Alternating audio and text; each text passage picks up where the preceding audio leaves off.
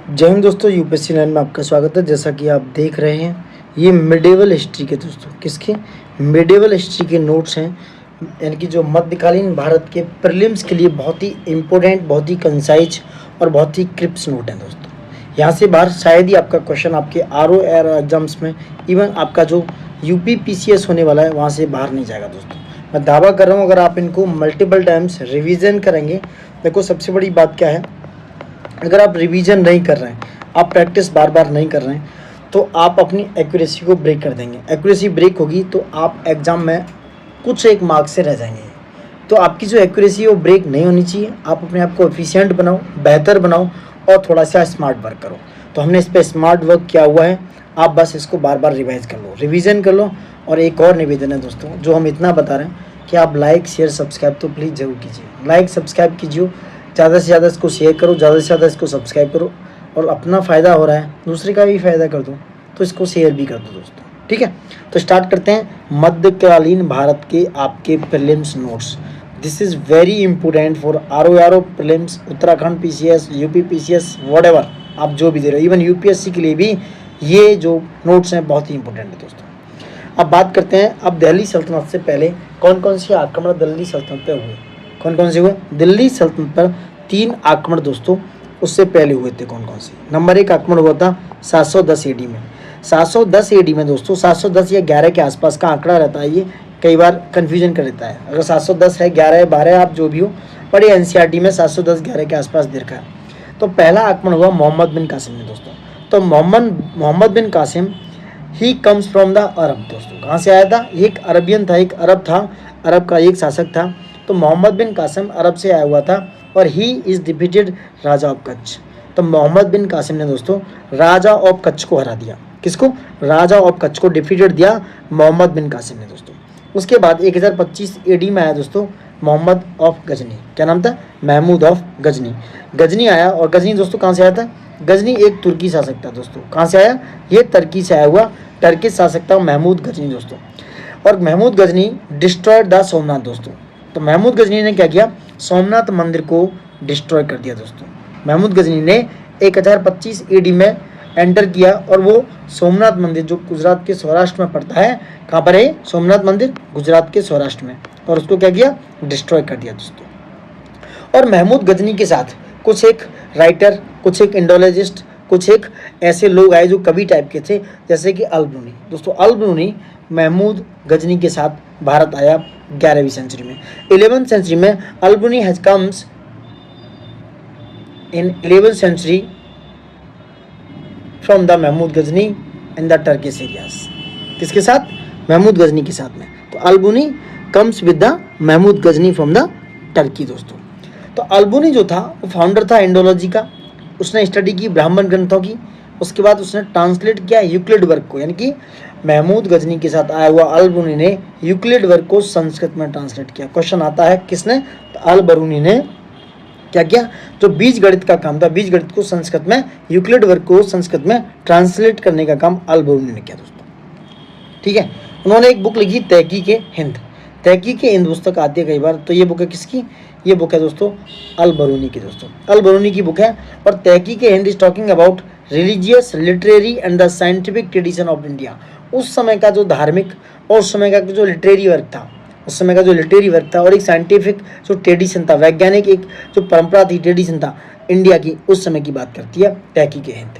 वहीं एक और बुक लिखी इन्होंने, किताब-उल-हिंद। किताब-उल-हिंद भी अल-बरूनी की एक बुक है। और दोस्तों ये अरबिक लैंग्वेज में, ये जैसा लिखा हुआ है ये अरबिक लैंग्वेज में लिखी हुई है दोस्तों। और Kitab-ul-Hind is talking about social life, weights and measures, and each chapter of this book begins with the question। यानी कि किताब-उल-हिंद का प्रत्येक चैप्टर एक अपने ही क्वेश्चन के साथ शुरुआत होता है, और ये अरेबिक लैंग्वेज में लिखी गई है। और he is talking about at that time of the social life and weights and measure, that is called Kitab-ul-Hind दोस्तों, ठीक है। अब बात करते हैं शाहनामा को किसने लिखा? शाहनामा को दोस्तों फिरदौसी रोट शाहनामा। फिरदौसी एक कवि थे, उन्होंने भी शाहनामा को लिखा था। किसने? फिरदौसी ने दोस्तों, ठीक है। अब आगे आते हैं, अब 1173 AD में आ जाते हैं। 1173 AD में क्या हुआ?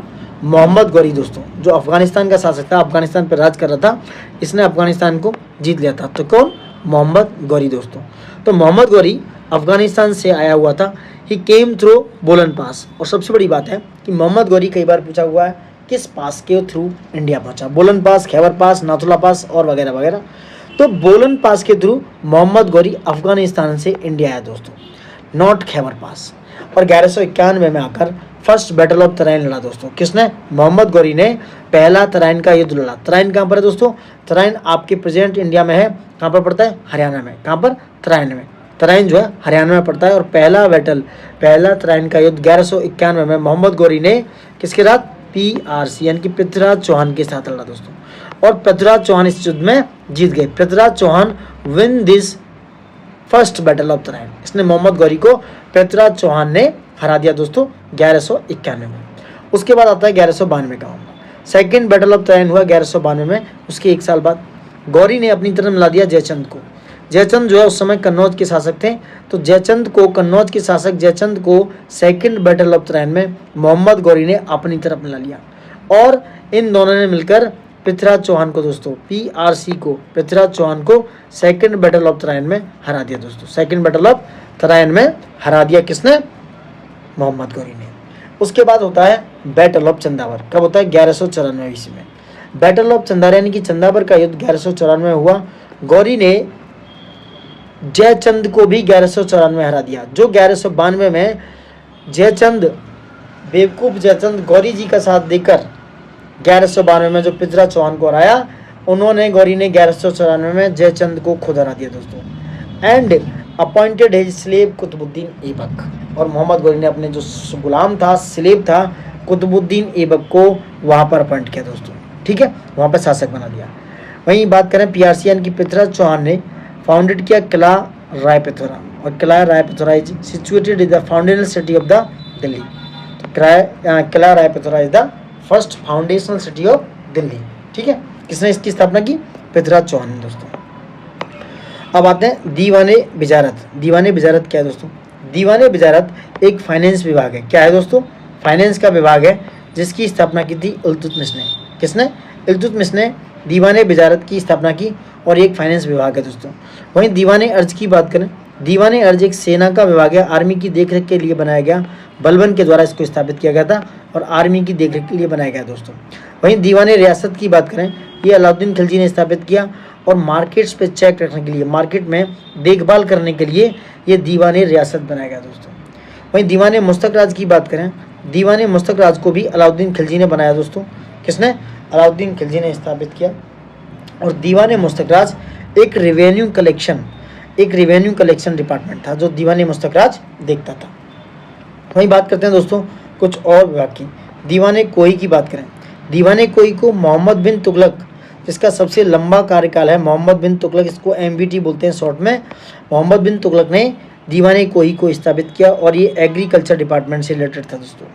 वहीं दीवाने खैरात की बात करें, दीवाने खैरात दोस्तों एक चैरिटी विभाग था, जहाँ पर गरीब महिलाओं, जो गरीब लड़कियां थी, उनकी शादी की जाती। यानी कि Diwane Khairat is related to marriage of the poor girls and it is like a charity.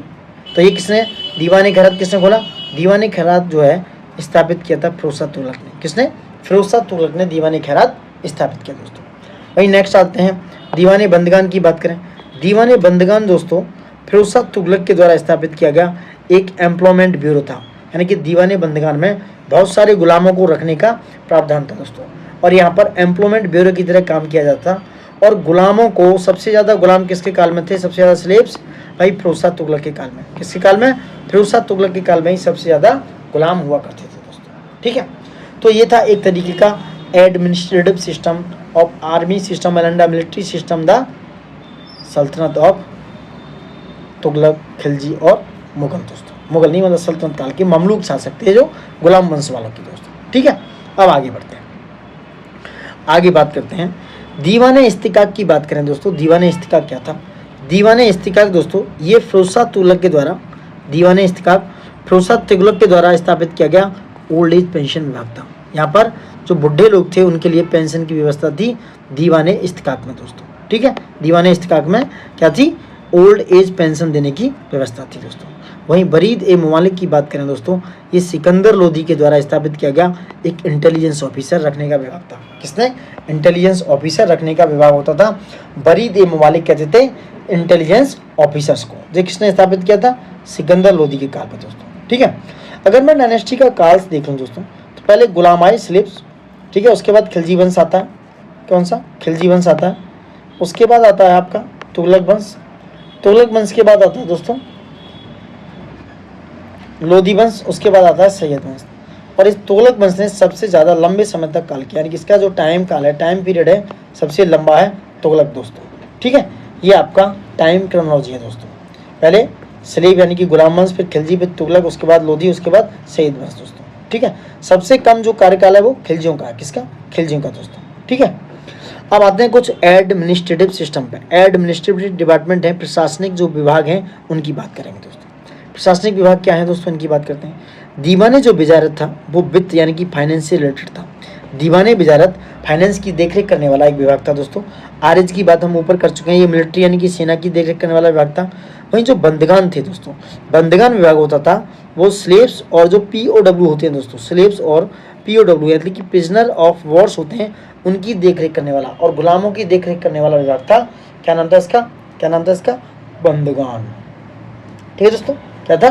बंदगान। वहीं इंसा की बात करें, इंसा पोस्ट एंड लेटर्स यानी कि एक तरीके से पोस्ट ऑफिस का काम करता था इंसा।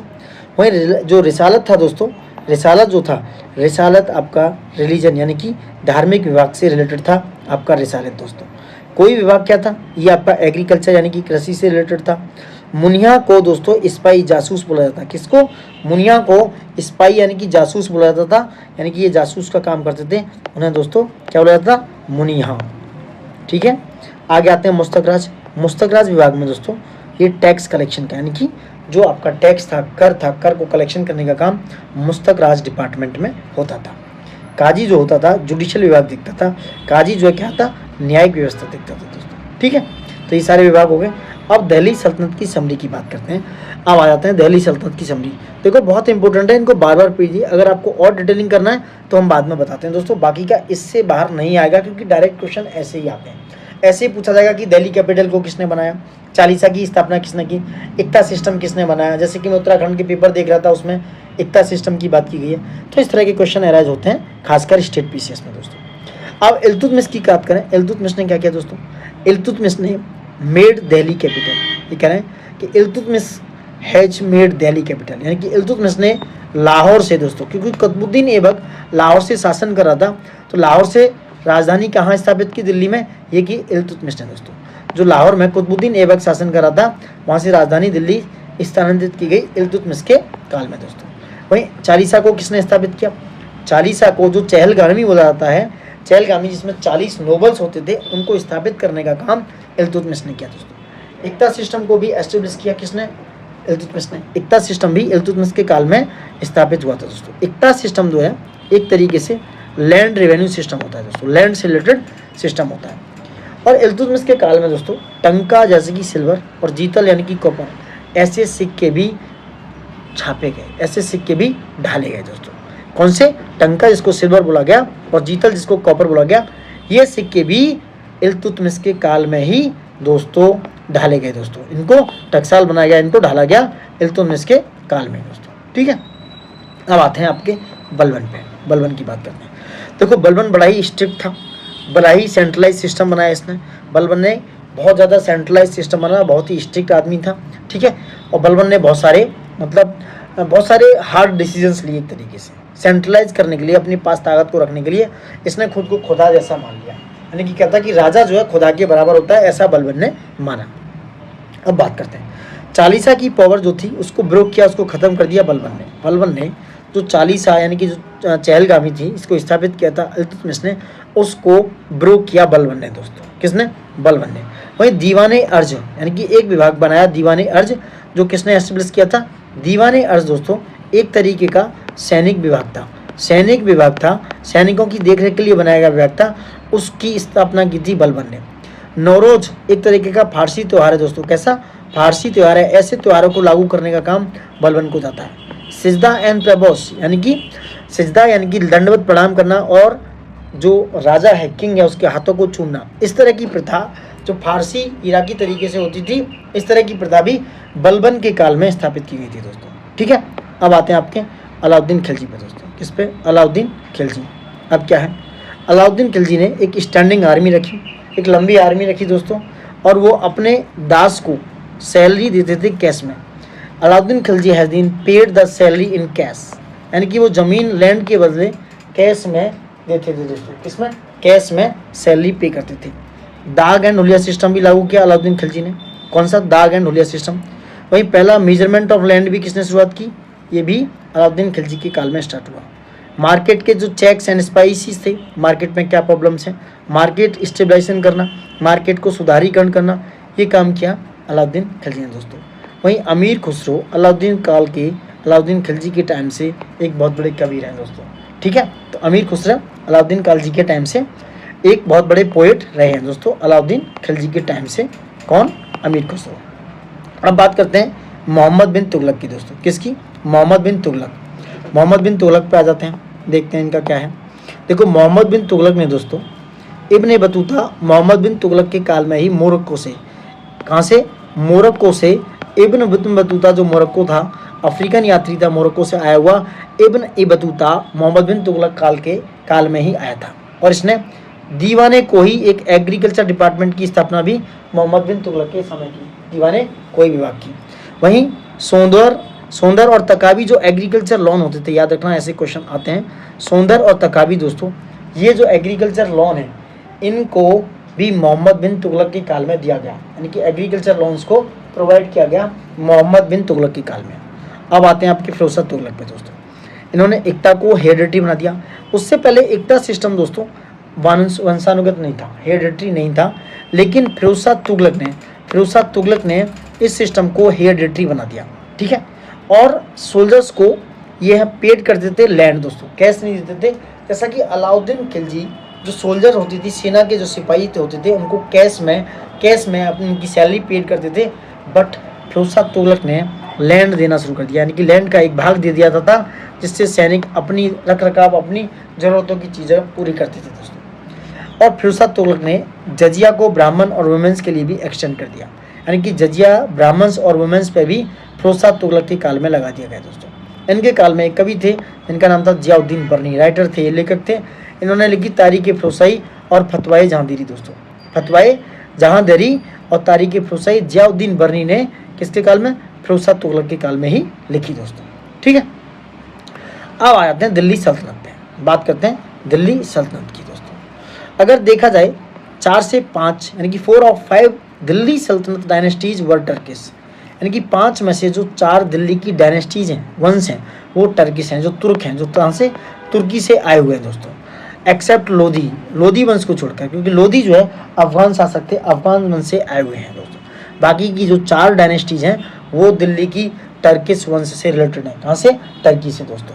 ठीक है, अब पहली डायनेस्टी की बात करते हैं, वो है स्लेव डायनेस्टी या ममलूक डायनेस्टी, जिसने 1206 से 1290 तक राज किया दोस्तों। 1206 से 1290 तक स्लेव डायनेस्टी की बात करते हैं। मोहम्मद गौरी के 1194 में चंदावर का युद्ध जीतने के बाद जयचंद को हराने के बाद कुतुबुद्दीन ऐबक को यहाँ छोड़ दिया। किसने? मोहम्मद गौरी ने। और मोहम्मद गौरी लाहौर से, कहाँ से? लाहौर से अपना शासन चला रहा था। अब कुतुबुद्दीन ऐबक डायरेक्ट शासन कर रहा था दोस्तों। ठीक है, अब आते हैं कुतुबुद्दीन ऐबक पे। कुतुबुद्दीन ऐबक का काल 1206 से 10 तक, कुतुबुद्दीन ऐबक ने 1206 से 10 तक देखभाल की।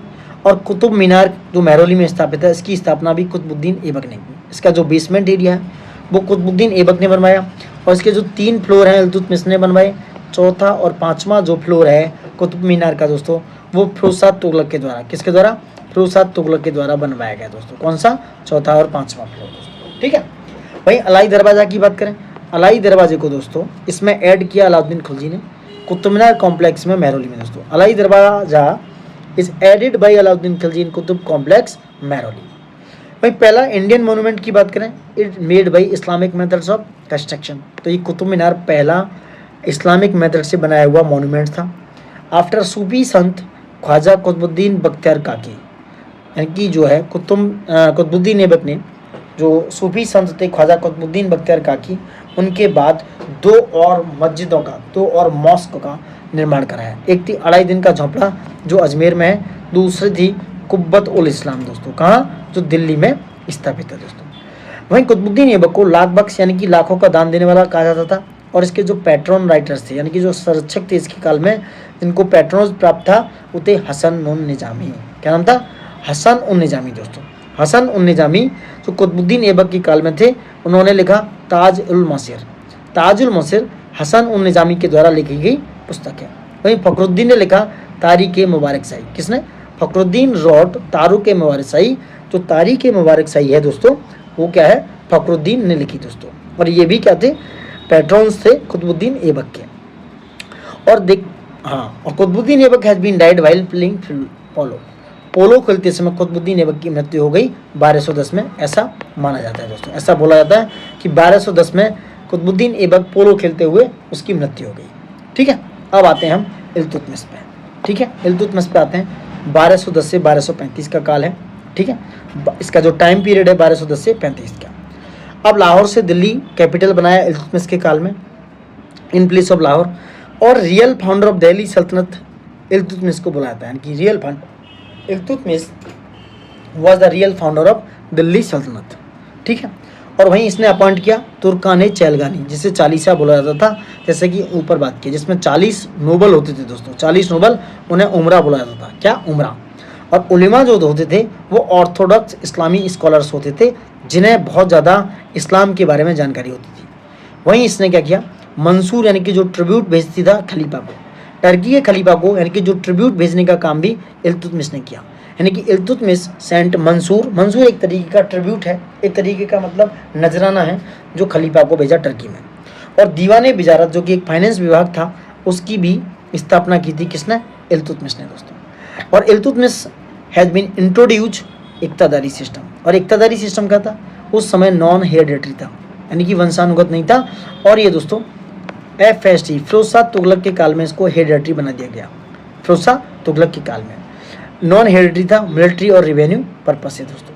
इक्ता मतलब measure of land, measure of land यानी कि जो एक तरह की यूनिट होती थी दोस्तों। कुछ यहाँ और यूनिट हैं और इसके इंचार्ज की बात हो रही है, इस पर बात कर लेते हैं। क्या है ये? देखो, इक्ता को हेड करने वाला, इंचार्ज करने वाला इक्तादार कहलाया। सिख को हेड करने वाला सिखदार या सिखदरान कहलाया। परगना को हेड करने वाला सिखदार कहलाया। और गांव को हेड करने वाला दोस्तों चौधरी कहलाया। तो गांव से लेके जाओ, पहले गांव के बाद परगना और सिख, फिर इक्ता। यानी कि पहले गांव था, कई गांव मिलके बने परगना से मिलकर बना सिख, और सिख से मिला इक्ता। और इक्ता को हेड करता था इक्तादार, सिख को हेड करता था सिखदारन, और परगना को हेड करता था सिखदार, और गाँव को हेड करता था चौधरी दोस्तों। ठीक है, वहीं खालिसा लैंड की बात करें, खालिसा जो भूमि होती थी जो डायरेक्ट कंट्रोल होता था सुल्तान का, यानी कि khalisa land is directly control of the sultan, comes under the sultan. Iqta land होती थी दोस्तों, वो मिलिट्री ऑफिसर्स को दी जाती थी, वो इक्तादार हेड करता था। वहीं इनाम लैंड होती थी, जो इनाम नाम से लैंड होती थी, जो असाइन की जाती थी किसी रिलीजियस लीडर के लिए, जो धार्मिक काम करता था उसको असाइन करने का काम वो होती थी इनाम लैंड दोस्तों। कुछ और एडमिनिस्ट्रेशन है, इसकी बात कर लेते हैं दोस्तों। क्या है ये? एडमिनिस्ट्रेशन की बात करते हैं। ठीक है, एडमिनिस्ट्रेशन की बात कर लेते हैं। क्या है? एक मिनट। हाँ, तो क्या एडमिनिस्ट्रेशन था देखते हैं। जो मजलिस खिलाफत है दोस्तों, क्या है? मजलिस खिलाफत। एक मिनट, इसको मिटा दूंगी, क्या लिख गया है।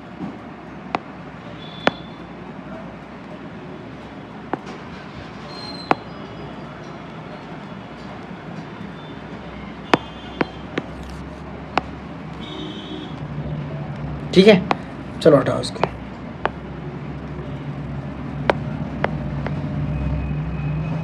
हाँ, तो क्या था? मजलिस खिलाफत। मजलिस खिलाफत कहलाता कैबिनेट की तरह दोस्तों, ये कैबिनेट की तरह होता था मजलिस खिलाफत। वहीं मीर ए इंसा होता था करस्पोंडेंस एंड लेटर विभाग, यानी कि जो मिनिस्ट्री ऑफ एक्सटर्नल अफेयर की देखभाल होती थी, जिसको विदेश मंत्रालय के हिसाब से देखा जाता, मीर ए इंसा कहलाता था। क्या? मीर ए इंसा दोस्तों। वहीं मीर ए अर्ज क्या होता था? आर्मी को एडमिनिस्ट्रेशन देखने वाला मीर ए अर्ज कहलाता था। वहीं बात करें सद्र उस सुदूर होता था दोस्तों, जो चैरिटी और रिलीजियस चैरिटियाँ देखता था उसका हेड, सद्र उस सुदूर। और जो रिलीजियस एंडोमेंट देता था मदरसों को, उसकी देखरेख करने वाले को सद्र उस सुदूर कहते थे दोस्तों। ठीक है, ये कुछ एडमिनिस्ट्रेशन की टर्मिनोलॉजी है, इसको याद रखना दोस्तों। अब अगर बात करें, इल्तुतमिश के काल में इंट्रोड्यूस किया गया नया कॉइनेज सिस्टम, नए सिक्के जारी किए गए, टंका जो कि सिल्वर का होता था और जीतल जो कि कॉपर का होता था दोस्तों। And he saved the Delhi सल्तनत फ्रॉम द रेत ऑफ चंगेज खान। अगर बात करें कि चंगेज खान के रेत से, उसके डर से, उसके आक्रमण से किसने बचाया? इल्तुतमिश ने। क्यों चंगेज खान के आक्रमण से बचाया दिल्ली सल्तनत को इल्तुतमिश ने? Because Iltutmish refusing shelter to Khwarizm Shah. Iltutmish ने ख्वारिज्म शाह को शेल्टर देने से मना कर दिया था दोस्तों। और इसके पैट्रोनज कौन थे? इसके जो राज कवि होते थे, मिनाज उस सिराज, इज वेरी इंपॉर्टेंट दोस्तों। मिनाज उस सिराज दोस्तों, इसके पैट्रोनज थे इल्तुतमिश के दोस्तों। किसके? इल्तुतमिश के पैट्रोनज थे मिनाज उस सिराज। उन्होंने लिखी तबकात-ए नासरी। क्या लिखी? तबकात-ए नासरी। तबकात-ए नासरी wrote by मिनाज उस Siraj and he is the patronage of Iltutmish दोस्तों। अब बात करते हैं रजिया सुल्तान, जिनका कार्यकाल है 1236 से 40 तक दोस्तों। ठीक है, 1236 से 40 तक इनका कार्यकाल है रजिया सुल्तान का।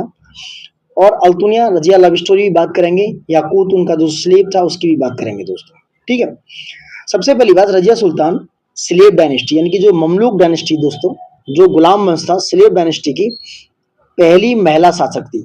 इल्तुतमिश की बेटी थी Razia Sultan and she is the first and only Muslim women ruler of Delhi सल्तनत।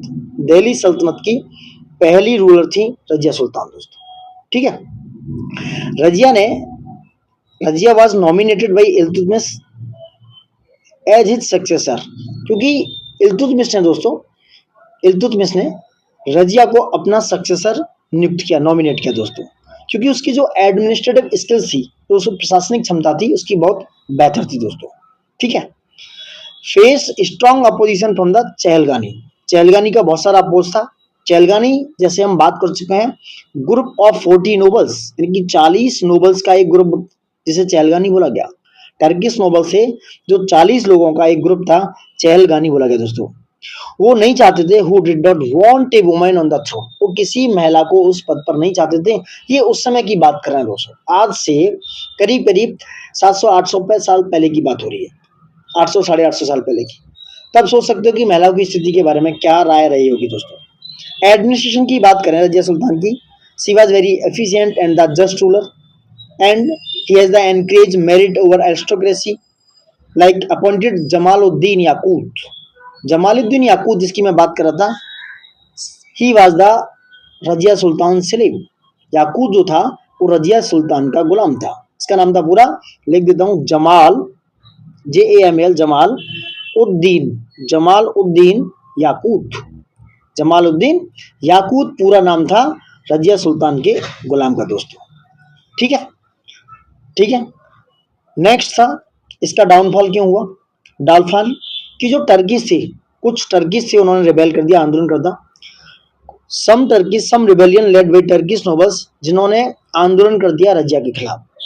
उसी समय रजिया मैरिड एक गवर्नर मलिक अल्तुनिया, जैसे मैं बात कर रहा था, अल्तुनिया और रजिया की लव स्टोरी। तो जो गवर्नर थे मलिक अल्तुनिया, वहां रजिया ने उनके साथ मैरिड कर ली, शादी कर ली, बिकॉज वो भी उस रिवोल्ट में शामिल थे, उससे पहले वो रिवोल्ट कर चुके थे। So Razia married governor Malik Altunia to regain power, यानी कि पावर को पाने के लिए दोस्तों उसने मलिक अल्तुनिया से शादी कर ली। बट इट मलिक अल्तुनिया से शादी करने का रीजन था कि वो दोबारा पावर पाना चाहती थी। And she was defeated and killed near Kaithal. Kaithal जो हरियाणा में पड़ता है, वहां पर 1240 में रजिया को मार दिया गया दोस्तों। She was killed by the nobles, Turkish nobles and near Kaithal in 1240। 1240 में रजिया को किल्ड कर दिया गया दोस्तों। ये थी आपकी रजिया सुल्तान की पूरी कहानी। ठीक है, अब आगे बढ़ते हैं। अब 1240 तक रजिया रही दोस्तों, 1240 तक जो है 1236 से 4 ईयर उन्होंने राज किया, शासन किया।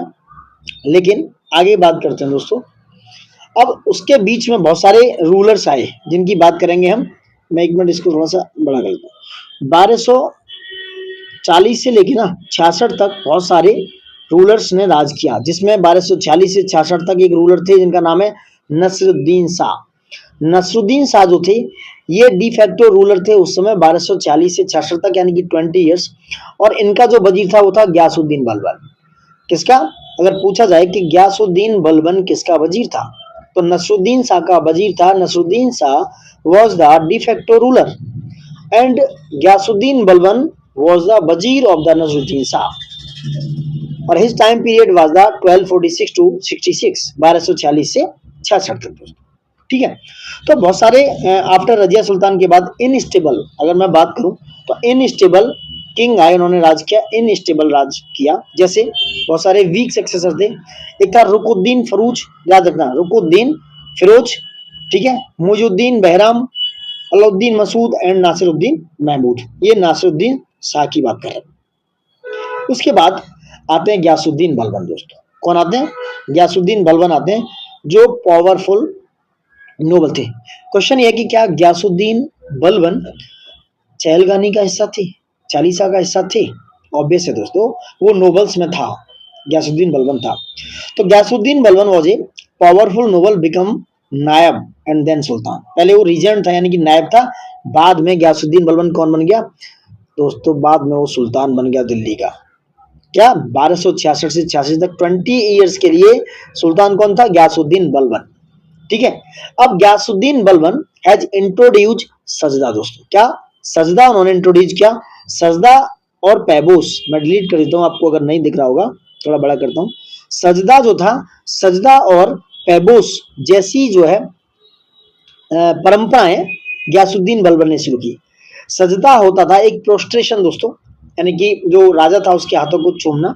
वहीं पैबोस होता था किसिंग द किंग्स फीट, यानी कि राजा के पैरों को दंडवत प्रणाम करना और उन्हें चूमना, दैट इज कॉल्ड पैबोस दोस्तों। ठीक है, अब गयासुद्दीन बलबन की बात करें, 86 से 66 तक इसका 86 तक काल रहा, स्लेव डायनेस्टी से था दोस्तों। अब इसने टाइटल क्या लिया? जैसे ही एज्यूम द टाइटल जिल्लेलाही। जिल्लेलाही का मतलब है शैडो ऑफ गॉड, भगवान की छाया, अल्लाह की छाया। And he believe in the divine theory of kingship, कि भाई राजा ही डिवाइन है, राजा ही दूत है जो कि भगवान या अल्लाह के द्वारा भेजा गया है। तो he is believe in the divine theory of, he was believe in the divine theory of kingship. तो बलबन जो था वो डिवाइन थ्योरी ऑफ किंगशिप में बिलीव रखता था दोस्तों। ठीक है, and he is broke the power of Chalisa, यानी कि जो चालीसा था जिसमें 40 नोबल्स थे, उसको इसने ब्रेक कर दिया। He himself was from Chalisa, वो खुद उस चहलगामी का हिस्सा था, चहलगानी का हिस्सा था, तो उसने चालीसा को ब्रोक कर दिया बलबन ने दोस्तों। ठीक है, उसने क्या किया? बहुत सारे रिफॉर्म्स किए जिनकी हम बात करेंगे। कुछ रिफॉर्म्स की बात कर लेते हैं जो शायद यहाँ पे कम तरीके से लिखे गए। मैं इसके रिफॉर्म्स की बात कर लेता हूँ, आप सुनिएगा अच्छे से। बलबन की रिफॉर्म्स, उसने जो इंटरनल रिबेल्स थे दोस्तों, इंटरनली जो अगर कहें तो आंदोलन थे, तो ही क्रश देम, यानी कि उन्हें दबा दिया। And कर्ब the power of the nobles, और इसने आंदोलन को दबाने के साथ साथ उसने जो नोबल्स की पावर थी उसको भी कर्ब किया। उसका एक सबसे बड़ा एग्जांपल है, he broke the power of Chalisa. जो चालीसा था जिसमें वो खुद पार्ट हुआ करता था चालीसा का, चहलगानी का, जिसमें 40 नोबल थे, उसकी पावर को भी उसने पावर को कम किया, और उसकी पावर के साथ ही curb the power of nobles. And also he introduce a strong spy system, यानी कि जासूस लगाए उसने, क्योंकि जासूस जो है उसको सही जानकारी देते थे, और उसकी भाषा में जासूस को कहते थे बरीद। क्या कहते थे? बरीद। बरीद कॉल्ड जासूस। ये यूपीएससी में आया हुआ क्वेश्चन है कि बरीद क्या है। तो बरीद वाज द स्पाई, ये जासूस थे, इन विच किंगडम, गयासुद्दीन बलबन के किंगडम में, गयासुद्दीन बलबन के राज्य में बरीद जासूस होते थे दोस्तों। कौन होते थे? जासूस, जो स्पाई होते थे वो काम करते थे दोस्तों। ठीक है, ही इंट्रोड्यूस पर्शियन कोड, जैसे मैं बात की, कस्टम्स लाइक सजदा, सिजदा होता था, पैबोस जो kissing the feet of the king, जैसे बात हुई है, कुछ उसकी पॉलिसी थी। ही अपॉइंटेड स्पाई, जैसे मैं बात कर चुका हूँ, and administrative policy like iron and blood policy. ये किसकी पॉलिसी है? खून और लोहे, लोहे और खून की policy. Nobody can oppose the king, उसका कहना था कि king is everything and everything is king, ये कहना था बलबन का। तो nobody can oppose the king, ये बलबन का कहना था दोस्तों। तो बलबन कहता था आयरन एंड ब्लड पॉलिसी उसने लागू की। ये एक बहुत ही सेंट्रलाइज पॉलिसी थी दोस्तों, बहुत ही ज्यादा सेंट्रलाइज विकेंद्रीकृत पॉलिसी थी। सो पॉलिसी थी इसकी ब्लड एंड आयरन, एंड उसके बहुत सारे हैरेस पनिशमेंट थे। नो टॉलरेंस फॉर डिसेंट, अगर आप डिसेंट करते हैं, कोई भी उल्लंघन करते हैं, तो टॉलरेंस की कोई जगह नहीं थी। He reorganize the military to defend against Mongol invasion दोस्तों। ये क्वेश्चन आया है कि भाई किसने रीऑर्गेनाइज किया सेना को मंगोल इन्वेजन से, जो चाइना से ऊपर है मंगोल, वहां से मंगोल आते थे आक्रमण करने के लिए, उससे बचने के लिए किसने रीऑर्गेनाइज किया मिलिट्री को? ये था बलबन। तो Balban was reorganise military to defend against Mongol invasion. उसने जुडिशरी में रिफॉर्म किए और अपने सिस्टम को, अपने जैसे एडमिनिस्ट्रेशन को वेरी सेंट्रलाइज, जैसे हम बात कर रहे हैं, Balban was very centralize the administration system. उसको no expensive rule, just consolidation. कोई एक्सपेंशन नहीं किया उसने, किसी राज्य पर चढ़ाई नहीं की, झगड़ा नहीं किया, कोई फाइट नहीं की, उसने कंसोलिडेट करने की कोशिश की, समझ रहे हैं। और उसने introduce A Iranian new year is the only festival. उसने एक ईरानियन नवरोज, जिसे बोलते हैं, क्या बोलते हैं, नवरोज, मैं हिंदी में लिख देता हूँ, नवरोज त्योहार था दोस्तों, वो मनाने की बात की दोस्तों। किसने किसने की? ये की इसने, बलबन ने, Ghiyasuddin Balban. Iranian new year मनाता था and introduce one Iranian new year as the only festival, establish the military department. उसने क्या? मिलिट्री डिपार्टमेंट यानी कि सैनिक विभाग स्थापित किया बलबन ने। दीवाने अर्ज, क्या बोला गया? दीवाने अर्ज वाज द सैनिक विभाग, it is the military department which can establish by the Balban. ठीक है दोस्तों, बलबन ने दीवाने अर्ज, जो कि सैनिक विभाग था, वो एस्टेब्लिश किया। आई होप आप समझ रहे होंगे। अब इसके डेथ और सक्सेसर की बात करते हैं। After the death of his son Mohammad in Mongol attack, अब सबसे बड़ी बात, मंगोलों के अटैक के बाद इसने अपने आप को बहुत ज्यादा स्ट्रांग दिखाया, बहुत ज्यादा विदाउट फियर, फियरलेस दिखाया। But after the death of his son Mohammad, इनका एक दोस्त, उनका पुत्र था, इनका नाम था मोहम्मद, वो मंगोल अटैक में मारा गया दोस्तों। मोहम्मद जो है मंगोल अटैक में मारा गया। उसी के दुख में बलबन डाइड इन सोरो हिज सन मोहम्मद दोस्तों। बलबन उसकी दुख में मारे गए, जिसका नाम था सन मोहम्मद। दोस्त मतलब उसका नाम था सन मोहम्मद, यानी उसका बेटा मोहम्मद दोस्तों। The slave dynasty weekend and ended in 1290। उसके 4 साल बाद देखा जाए तो स्लेव डायनेस्टी, जो गुलाम डायनेस्टी दोस्तों, वो बहुत ही कमजोर पड़ती गई। यानी कि बलबन तक बात संभल के चली, गुलाम डायनेस्टी जो थी 1290 के आते आते बहुत ही ज्यादा वीक पड़ गई। ठीक है। और लास्ट का शासक था कैकाबाद, इसको बोलते हैं कैकाबाद, जो 1287 से 90, यानी कि गयासुद्दीन बलबन के बाद एक और शासक हुए जो कैकाबाद। कैकाबाद का शासन था 1287 से 90 तक दोस्तों। इनके बारे में खास बातें नहीं है। ठीक है, अब आगे बढ़ते हैं। अब आते हैं खिलजी वंश पे। खिलजी वंश जिसका जो फाउंडर था वो था जलालुद्दीन खिलजी दोस्तों। 1291 से 1320 और कहीं कहीं 1290 से 1320। तो Jalaluddin Khilji was the founder of the Khilji dynasty दोस्तों। ठीक है, तो जलालुद्दीन खिलजी ने 1291 से 96 तक शासन किया। क्या 1291 से 96 तक। उनके शासन काल में दोस्तों मुफ्ता अल फतू अमीर खुसरो के द्वारा लिखी गई। अमीर खुसरो की एक बुक है जिसका नाम है मुफ्ता अल फतू। किसने लिखी है? अमीर खुसरो ने, जलालुद्दीन खिलजी के शासन में। ठीक है। He was the very kind rebels including Alauddin Khilji. Alauddin Khilji was the nephew and son-in-law। Alauddin Khilji इसका भतीजा भी था और बाद में जलालुद्दीन ने उसे अपना दामाद भी बना दिया। क्या बना दिया? सन इन लॉ, दामाद भी बना दिया अलाउद्दीन खिलजी को दोस्तों। किसने? जलालुद्दीन खिलजी ने। नेक्स्ट बात करते हैं। अलाउद्दीन खिलजी ने 1296 में उसका मर्डर कर दिया। समझ रहे हो आप मुगलों का हिसाब किताब। 1296 में murdered by the Alauddin Khilji. 1296 में जलालुद्दीन खिलजी का मर्डर कर दिया अलाउद्दीन खिलजी ने दोस्तों। अब आते हैं अलाउद्दीन खिलजी के शासन पे। ही was the most powerful Khilji ruler. Alauddin Khilji was the most powerful Khilji ruler और ये 1296 से 1316 तक शासन किया दोस्तों। कब तक? 1316 तक दोस्तों।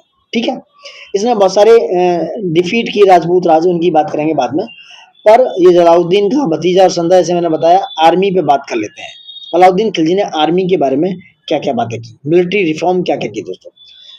उसने परमानेंट आर्मी रखना शुरू किया दिल्ली में, परमानेंट स्टैंडिंग आर्मी इन दिल्ली। किसके पीरियड में? अलाउद्दीन खिलजी के काल में। उसने दाग सिस्टम चालू किया। दाग सिस्टम होता था, घोड़ों को ब्रांडिंग की जाती थी। ही इंट्रोड्यूस दाग यानी कि ब्रांडिंग द हॉर्स एंड चेहरा।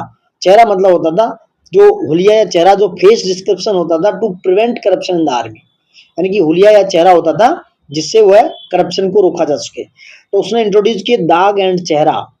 ठीक है। और वो पेड करता था salary, cash salary to soldiers.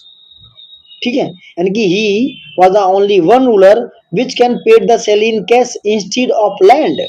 Instead of land के बजाय वो किसमें देता था दोस्तों? कैश में। कैश में सैलरी देता था सेना को। कौन? अलाउद्दीन खिलजी दोस्तों। उसकी एक्सपेंसरी पॉलिसी बहुत इंपॉर्टेंट है। कहाँ कहाँ एक्सपेंशन किया इसकी भी बात करेंगे दोस्तों। तो उसने बहुत जगह एक्सपेंशन यानी अपना राज फैलाने की पूरी कोशिश की। Alauddin Khilji's was the expensive policy, he captured Gujarat, Ranthambore, Mewar, Malwa, Jalore, Chittorgarh. जो चित्तौड़गढ़ जो है, पद्मावत की स्टोरी, पद्मावती की, वो चित्तौड़गढ़ से ही रिलेटेड है। तो उसने कौन कौन से राजा, रणथंभौर और चित्तौड़, इन सबको यानी कि क्या 1303 में, 1299 में गुजरात, 1300 में रणथंभौर, कुछ इसकी टाइमलाइन है, इसकी बात करेंगे बाद में दोस्तों। चलो एक बार बात कर लेते हैं टाइमलाइन को थोड़ा सा, ठीक है, बात करते हैं। तो अलाउद्दीन खिलजी की मेजर मिलिट्री कन्क्वेस्ट से जो उसने जीते थे उनकी बात कर लेते हैं दोस्तों। देखो हम गुजरात की बात कर रहे हैं, ठीक है, टाइम पीरियड में बोलता जाऊंगा, लिख लेना। 1299 में, ये एक बार क्रोनोलॉजी में लगाने को आया हुआ है। तो 1299 सी में गुजरात को अलाउद्दीन खिलजी ने जीत लिया, ठीक है। इसका जो जनरल था उलूग खान दोस्तों, उलूग खान एंड नुसरत खान जो थे, इसके कौन थे, जनरल थे अलाउद्दीन खिलजी के। गुजरात रूलर उस समय होता था रायकरण दोस्तों, क्या नाम था उनका, Raikaran was the ruler of Gujarat and Raikaran was defeated, Malik Kafur capture from this campaign. तो मलिक काफूर कौन था इसकी भी बात करेंगे। तो मलिक काफूर ने गुजरात को कैप्चर कर लिया और 1299 में वो जीत गया। उसके बाद आते हैं दोस्तों रणथंभौर पे। जैसे मैंने बताया हुआ है, रणथंभौर जो राजस्थान में पड़ता है, 1301 में, टाइम पीरियड लिख देता हूँ, 1301 सी में रणथंभौर को जीत गया दोस्तों। और राणा हम्बीर देव या हम्बीर सिंह जो चौहान शासक थे, यहाँ रणथंभौर पर शासन कर रहे थे दोस्तों, ठीक है। कौन थे, राणा हम्बीर देव। उसने क्या किया, हम्बीर जो है committed jauhar after the capture a long time siege of the Alauddin Khilji. तो हम्बीर जो है, राजा हम्बीर जो है, राणा हम्बीर जो है, उन्होंने क्या किया, जोहर कर लिया। जोहर एक ऐसी प्रथा थी कि वहां पर वो एक तरीके से सुसाइड, आग में कूदकर सुसाइड कर दिया राणा हम्बीर ने, जब उसने 1301 में रणथंभौर को कंक्वेस्ट कर लिया दोस्तों, ठीक है। अब बात करेंगे चित्तौड़ की। आगे आते हैं, चित्तौड़गढ़ को जीता उसने कब, 1303 ईस्वी में।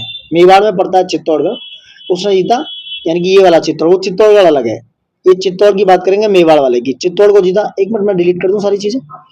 चित्तौड़ यानी कि मेवाड़ को जीता उन्होंने 1303 ईस्वी में, 1303 ईस्वी में, एक मिनट, 1303 ईस्वी में उन्होंने मेवाड़ को जीत लिया 303 में दोस्तों। याद रखना क्रोनोलॉजी आती है दोस्तों। गुजरात 1299, रणथंभौर 1301 और 1303 में जीता उन्होंने मेवाड़।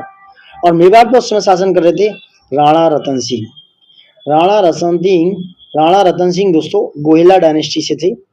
एंड फेमस स्टोरी है रानी पद्मावती की, पद्मनी की जो एसोसिएटेड है। Chittor was captured and brutal massacre followed by Alauddin Khilji and his सेनापतिज।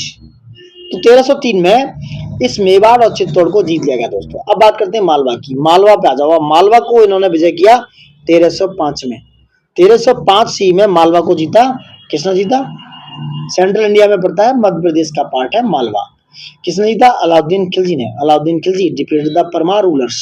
तो मालवा पे दोस्तों उस समय परमार, जो परमार वंश था वो शासन कर रहा था। परमाल जैसे ना, परमालो, तो आला उदल की भी कहानी सुनोगी, वो परमाल वंश से ही रिलेटेड थे। तो इंपोर्टेंट था इकोनॉमिक रीजन से। उसके बाद आते हैं देवगिरी, महाराष्ट्र पे। महाराष्ट्र को जीता उन्होंने 1308 सी में दोस्तों।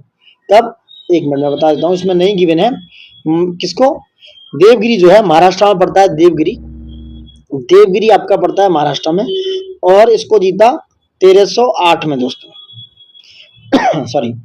और देवगिरी पे उसने पहले 1296 में अटैक किया, बट सेकंड टाइम उन्होंने, जो मलिक कपूर था, जो उसका मलिक कपूर था उसका सेनापति, उसने 1308 में देवगिरी को जीत लिया दोस्तों। वारंगल को जीता उन्होंने। वारंगल कब जीता, वारंगल जीता 1309 ईस्वी में। 1309 ईस्वी में वारंगल जीता, ठीक है। वहां काकतीय रूलर था, कौन सा, काकतीय रूलर था। जब अलाउद्दीन खिलजी ने वारंगल को जीता तो काकतीय रूलर प्रताप क्या नाम था उसका, प्रताप रुद्र सेकंड, याद रखना, प्रताप रुद्र सेकंड वहां पे रूलर था काकतीय डायनेस्टी में दोस्तों, ठीक है। और वहां पे बहुत सारी लूटपाट की। Warangal was plundered and force to accept tribute. 1309 में वारंगल जीत गया। उसके बाद उसने मदुरई जीता 1311 में। मदुरई का शासक था कौन, पांड्या रूलर्स। पांड्या रूलर्स को उसने अलाउद्दीन खिलजी डिफीटेड इन 1311। अलाउद्दीन खिलजी ने 1311 में पांड्या रूलर्स को हरा दिया और उसकी जो संपत्ति थी उसको लूट लिया गया। और लेटर जो कहते हैं मदुरई सल्तनत वाज एस्टेब्लिश, सेपरेट कर दिया फ्रॉम दिल्ली से, और मदुरई सल्तनत एक अलग तरीके से एस्टेब्लिश कर दी अलाउद्दीन खिलजी ने। अब अलाउद्दीन खिलजी का तुम देख सकते हो कितना खतरनाक आक्रमण हुआ, उसका क्रोनोलॉजी भी हमने बात कर ली दोस्तों। ठीक, ये हो गई पूरी कहानी अलाउद्दीन खिलजी के बारे में। अब आगे आते हैं, अलाउद्दीन खिलजी से आगे बढ़ते हैं। क्या है, अब देखो, दक्कन कनक्वेस्ट बाई मलिक काफूर, जो मैं बात कर रहा था, जो सेनापति था अका हजार दिनारी। हजार दिनारी या मलिक काफूर जो उसका सेनापति था, उसको हजार दिनारी भी बोला जाता था। और मलिक काफूर कौन था? ही वाज द सेनापति ऑफ द अलाउद्दीन खिलजी। मलिक काफूर हजार दिनारी था और दक्कन को कन्क्वेस्ट करने का मेन काम किसका था? इसी मलिक काफूर का था, हजार दिनारी का दोस्तों। अब आते हैं आपके रेवेन्यू सिस्टम पे, ये सब मैं डिलीट कर देता हूँ। रेवेन्यू सिस्टम की बात करेंगे अब, ठीक है, रेवेन्यू एडमिनिस्ट्रेशन की बात करेंगे।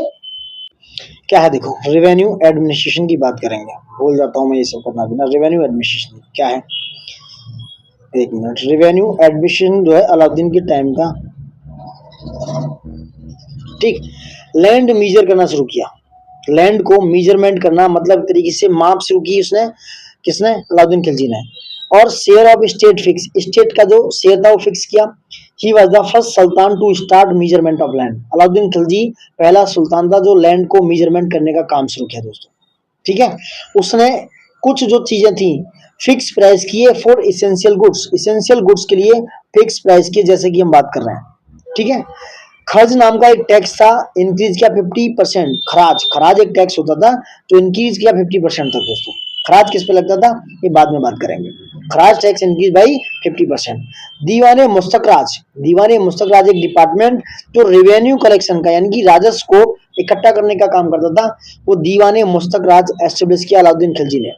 And he estimated production after sowing and collected half of it, यानी कि प्रोडक्शन का एस्टिमेशन करना, बोने के बाद, कलेक्ट करने के बाद, वो सब इसका काम था।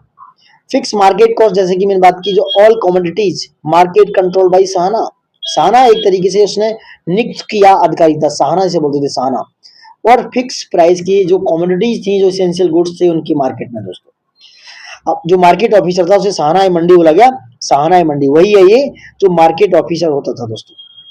ठीक है, और उसने वेट एंड मीजर, जैसा कि माप शुरू किया, स्टैंडर्ड वेट और मीजर होनी चाहिए उसमें, कोई आप घपलेबाजी नहीं करोगे। और मार्केट को चेक करने के लिए he kept bye 2 officers. Number 1 दीवाने रियासत, दीवाने रियासत था, और दूसरा सेनाई मंडी, सेनाई मंडी वाज मार्केट ऑफिसर। तो मार्केट को चेक रखने के लिए, मार्केट पर कब्जा और उसकी देखरेख करने के लिए 2 ऑफिसर नियुक्त किए, दीवानी रियासत और सेनाई मंडी दोस्तों। सेनाई मंडी, ठीक है, ये मंडी है, मंडी सेनाई मंडी। ठीक है, गुड्स जो है, goods sold in open market, उन्हें बोला गया सारा ए अदल, सारा ए अदल। एंड क्रश द इंटरमीडिएटरीज, इक्तादारी बिकम लूज, जो उसने जो इंटरमीडिएटरीज थे, जो इंटरमीडिएट थे, बिचौलिए थे, एक तरीके से उनको क्रश कर दिया, उनको दबा दिया, रौंद दिया। He crush the intermediate persons and इक्तादारी बिकम लूज। उस समय क्या हो गया, इक्तादारी सिस्टम लूज कर गया। किसके समय पे? अलाउद्दीन खिलजी के समय दोस्तों। ठीक है, बात करते हैं आगे। ठीक है, कुछ रिलीजियस पॉलिसीज थी। Did not recognise the caliph of Baghdad, अगर देखा जाए जो बगदाद का खलीफा बोलते थे, उससे इसने कोई मतलब खुद को रिकॉग्नाइज नहीं, जैसे कि बलबन और बाकी इल्तुतमिश ने उसको रिकॉग्नाइज करने की बात की थी। Did not recognise the caliph of Baghdad. ठीक है, दूसरा declared himself independent in religious matter, तो इसने खुद को इंडिपेंडेंट रखा रिलीजियस मैटर पे दोस्तों, धार्मिक मामलों पे इन्होंने रखा। ही वाज डेथ इन 1316, 1316 में अलाउद्दीन खिलजी की डेथ हो गई। And succeeded by his week सन मुबारक शाह, बाप बहुत स्ट्रांग था और उसका जो वीक सन था वो नाम था मुबारक शाह, याद रखना, मुबारक शाह, मुबारक शाह दोस्तों। Mubarak Shah was the son of Alauddin Khilji दोस्तों। गॉट इट, देखते हैं आपको दोस्तों। अब बात करते हैं आगे, बहुत सारी बातें हो गई इसके रिगार्डिंग। अब बात करते हैं आगे, क्या बात करेंगे, ये हो गया अलाउद्दीन खिलजी। उसके 4 एडमिनिस्ट्रेशन रिफॉर्म्स से उसकी बात करते हैं। There are 4 administrative reforms. Free grant to land for religious purpose, यानी कि धार्मिक मामलों के लिए वो फ्री ग्रांट देता था लैंड के लिए। रीऑर्गेनाइज की स्पाइस सिस्टम उसने, ठीक है, रीऑर्गेनाइज की spice system. Prohibited use of wine, शराब पीना उसने वर्जित किया। जो नोबल्स थे, जो चहलगामी में थे दोस्तों, चहलगामी में थे, should not have social gathering and intercaste marriage without permission. ये काम हुआ, यानी कि जो नोबल्स थे, he should not have, they should not have social gathering, सामाजिक गैदरिंग नहीं कर सकते थे, और intercaste marriage without permission of sultan वो नहीं कर सकते थे दोस्तों। कौन? जो वहां पर नोबल्स थे, तो उनकी पावर को घटा दिया और उन्हें अगर इंटरकास्ट मैरिज करनी है तो उन्हें पहले राजा से परमिशन लेनी पड़ेगी दोस्तों। Got it? तो ये सारे रिफॉर्म्स किए, रिऑर्गेनाइज किया स्पाइस सिस्टम को, वाइन पीना प्रोहिबिटेड किया, यानी कि शराब पीना, ये सिस्टम थे। उसने दोस्तों कंट्रोल किया उमरा को कंट्रोल किया। उमरा जो होते थे एक तरीके का रिलीजियस मतलब उलेमा होता था जो रिलीजियस मामलों को देखता था, तो कंट्रोल किया उमरा को एंड सेपरेट किया रिलीजन को पॉलिटिक्स से। सेपरेट यानी कि Alauddin Khilji separated the religion from politics, ठीक है। दूसरा था मार्केट कंट्रोल एंड स्पाइस रखे, जिन्हें मुनियाज बोला गया। क्या बोला गया? मुनियाज। तो स्पाइस से जो मार्केट कंट्रोल थे उन्हें बोला गया इसका मुनियाज। कुछ मॉन्यूमेंट्स भी बनाए उसने, मॉन्यूमेंट्स बनाए दोस्तों, जैसे अलाई फोर्ट बनवाया। अलाई फोर्ट कहाँ पे है? राजस्थान में, याद रखना। अलाई फोर्ट और अलाई दरवाजा बनवाया। अलाई फोर्ट राजस्थान में है और अलाई दरवाजा आपका कुतुब मीनार में बनाया, जो कहाँ पर है? माहौली में, दिल्ली में दोस्तों। Alai Darwaza was the entrance gate of Qutub Minar made by Alauddin Khilji. Got it? अब आते हैं अमीर खुसरो पे। Amir Khusro was his court poet. वो क्या थे? अमीर खुसरो अलाउद्दीन खिलजी के कवि थे। उन्होंने ऑरिजिनेट किया ख्याल और तराना को। ख्याल और तराना स्टाइल से म्यूजिक की उन्होंने ऑरिजिनेट की, उत्पत्ति की। और कव्वाली का पिता भी अमीर खुसरो ही बोला जाता है। अमीर Khusro was the father of qawwali. और तुगलक नामा भी किसने लिखा दोस्तों? ये भी अमीर खुसरो के द्वारा लिखा गया है। He was the founded Siri Fort. It was the third foundational city of Delhi दोस्तों। तो जो सिरी फोर्ट है ये तीसरा फाउंडेशनल सिटी था दिल्ली के अंदर, जो अलाउद्दीन खिलजी ने फाउंड किया दोस्तों। अलाउद्दीन खिलजी फाउंडेड सिरी फोर्ट दोस्तों। ये था आपका पूरा ब्यौरा अलाउद्दीन खिलजी के बारे में दोस्तों। अभी बात करूं जो मुबारक शाह था, जो खिलजी डायनेस्टी का एंड कैसे हुआ इस पर भी बात कर लेते हैं। खिलजी डायनेस्टी के एंड के पीछे जो मुबारक शाह था, Mubarak Shah was the son of the Alauddin Khilji, उसको खुसरो खान ने मार दिया दोस्तों। याद रखना, Khusro Khan was murdered by, sorry, Mubarak Shah was murdered by Khusro Khan, a Hindu convert. Khusro Khan Hindu से मुस्लिम बना था, ठीक है। उसके बाद Ghiyasuddin Tughlaq governor of Dipalpur march to Delhi and the overthrow Khusro. 1320 में उसने खुसरो खान को क्या किया? जो गयासुद्दीन तुगलक था, गयासुद्दीन तुगलक जो तुगलक डायनेस्टी का कौन था? हेड, जिसने तुगलक डायनेस्टी एक तरीके से बसाई, जो सुल्तान बना दिल्ली जाके। उसने क्या किया? दीपालपुर का गवर्नर था, उसने दिल्ली की तरफ कूच कर दिया, क्योंकि उस समय वीक शासक था। वीक सक्सेसर आया कौन? खुसरो खान। वो एक हिंदू कन्वर्ट था, हिंदू से मतलब मुसलमान बना था। तो दीपालपुर का जो गवर्नर याद है गयासुद्दीन तुगलक, दिल्ली की तरफ मार्च किया और उसको दिल्ली को गद्दी से ओवरथ्रो किया खुसरो खान को 1320 में दोस्तों। 1320 यानी कि 1320 में गयासुद्दीन तुगलक ने क्या किया? गयासुद्दीन तुगलक ने ओवरथ्रो कर दिया खुसरो खान को 1320 में। Got it? ये पूरा ब्यौरा था। अब इससे आगे शुरू होगी तुगलक डायनेस्टी दोस्तों। तुगलकों ने राज किया 1320-21 से लेके 1414 तक करीब, ठीक है। 1414 तक तुगलक डायनेस्टी रही है दोस्तों। अब बात करते हैं मैक्सिमम टेरिटोरियल किंगडम इन सल्तनत दोस्तों। अगर देखा जाए मैक्सिमम अगर टेरिटोरियल किंगडम था वो कहाँ था? सल्तनत काल में दोस्तों। ये आते हैं गयासुद्दीन तुगलक जो 1320 से 25 तक रहे। कौन? गयासुद्दीन तुगलक, ठीक है। गयासुद्दीन तुगलक जो था ये तुगलक डायनेस्टी का फाउंडर था, जैसे मैंने बात की। ही वॉज द एफिशिएंट एडमिनिस्ट्रेटर था, अच्छा प्रशासक था।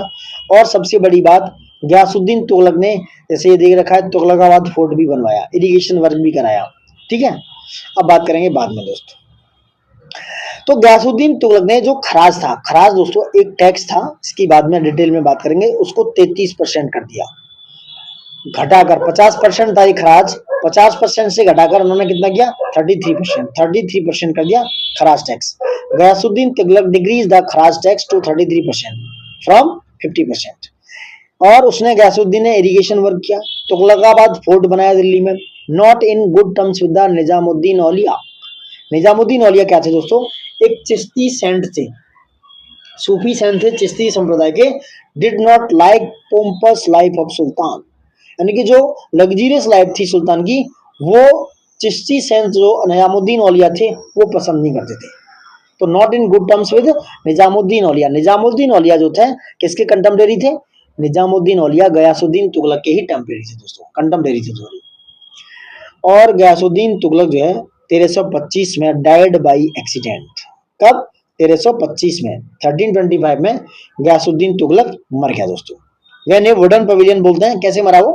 When a wooden pavilion collapse suspected to be conspiracy by his son Mohammad. ऐसा बोला जाता है कि एक लकड़ी का कुछ बना हुआ था, वो कोलैप्स कर गया पवेलियन, और उसका जो कॉन्स्पिरेसी रची जाने का उसके बेटे जिसका नाम है मोहम्मद, उस पर शक जाता है। क्या जाता है? मोहम्मद बिन तुगलक जो आगे आया था उस पर शक जाता है दोस्तों। ठीक है, ठीक है। तो इसका मोहम्मद बिन तुगलक की बात करें, 1325 से 51 तक आया। इसका बर्थ नेम था जोना खान दोस्तों। क्या था? जोना खान। ठीक है, ठीक है। तो बर्थ नेम था जोना खान, और इसको वाइजेस्ट फूल बोला गया दोस्तों, और he was the secular king. Mohammad bin Tughlaq जो है सेकुलर किंग था दोस्तों। अब सेकुलर किंग क्यों बोला गया? क्योंकि Mohammad bin Tughlaq had relation with the Jain Jinaprabha Suri के साथ इनके संबंध थे। क्या नाम था उनका? सूरी नाम था। जैन जिन प्रभा सूरी के साथ इनके रिलेशन थे, संबंध थे, जो जैन थे दोस्तों।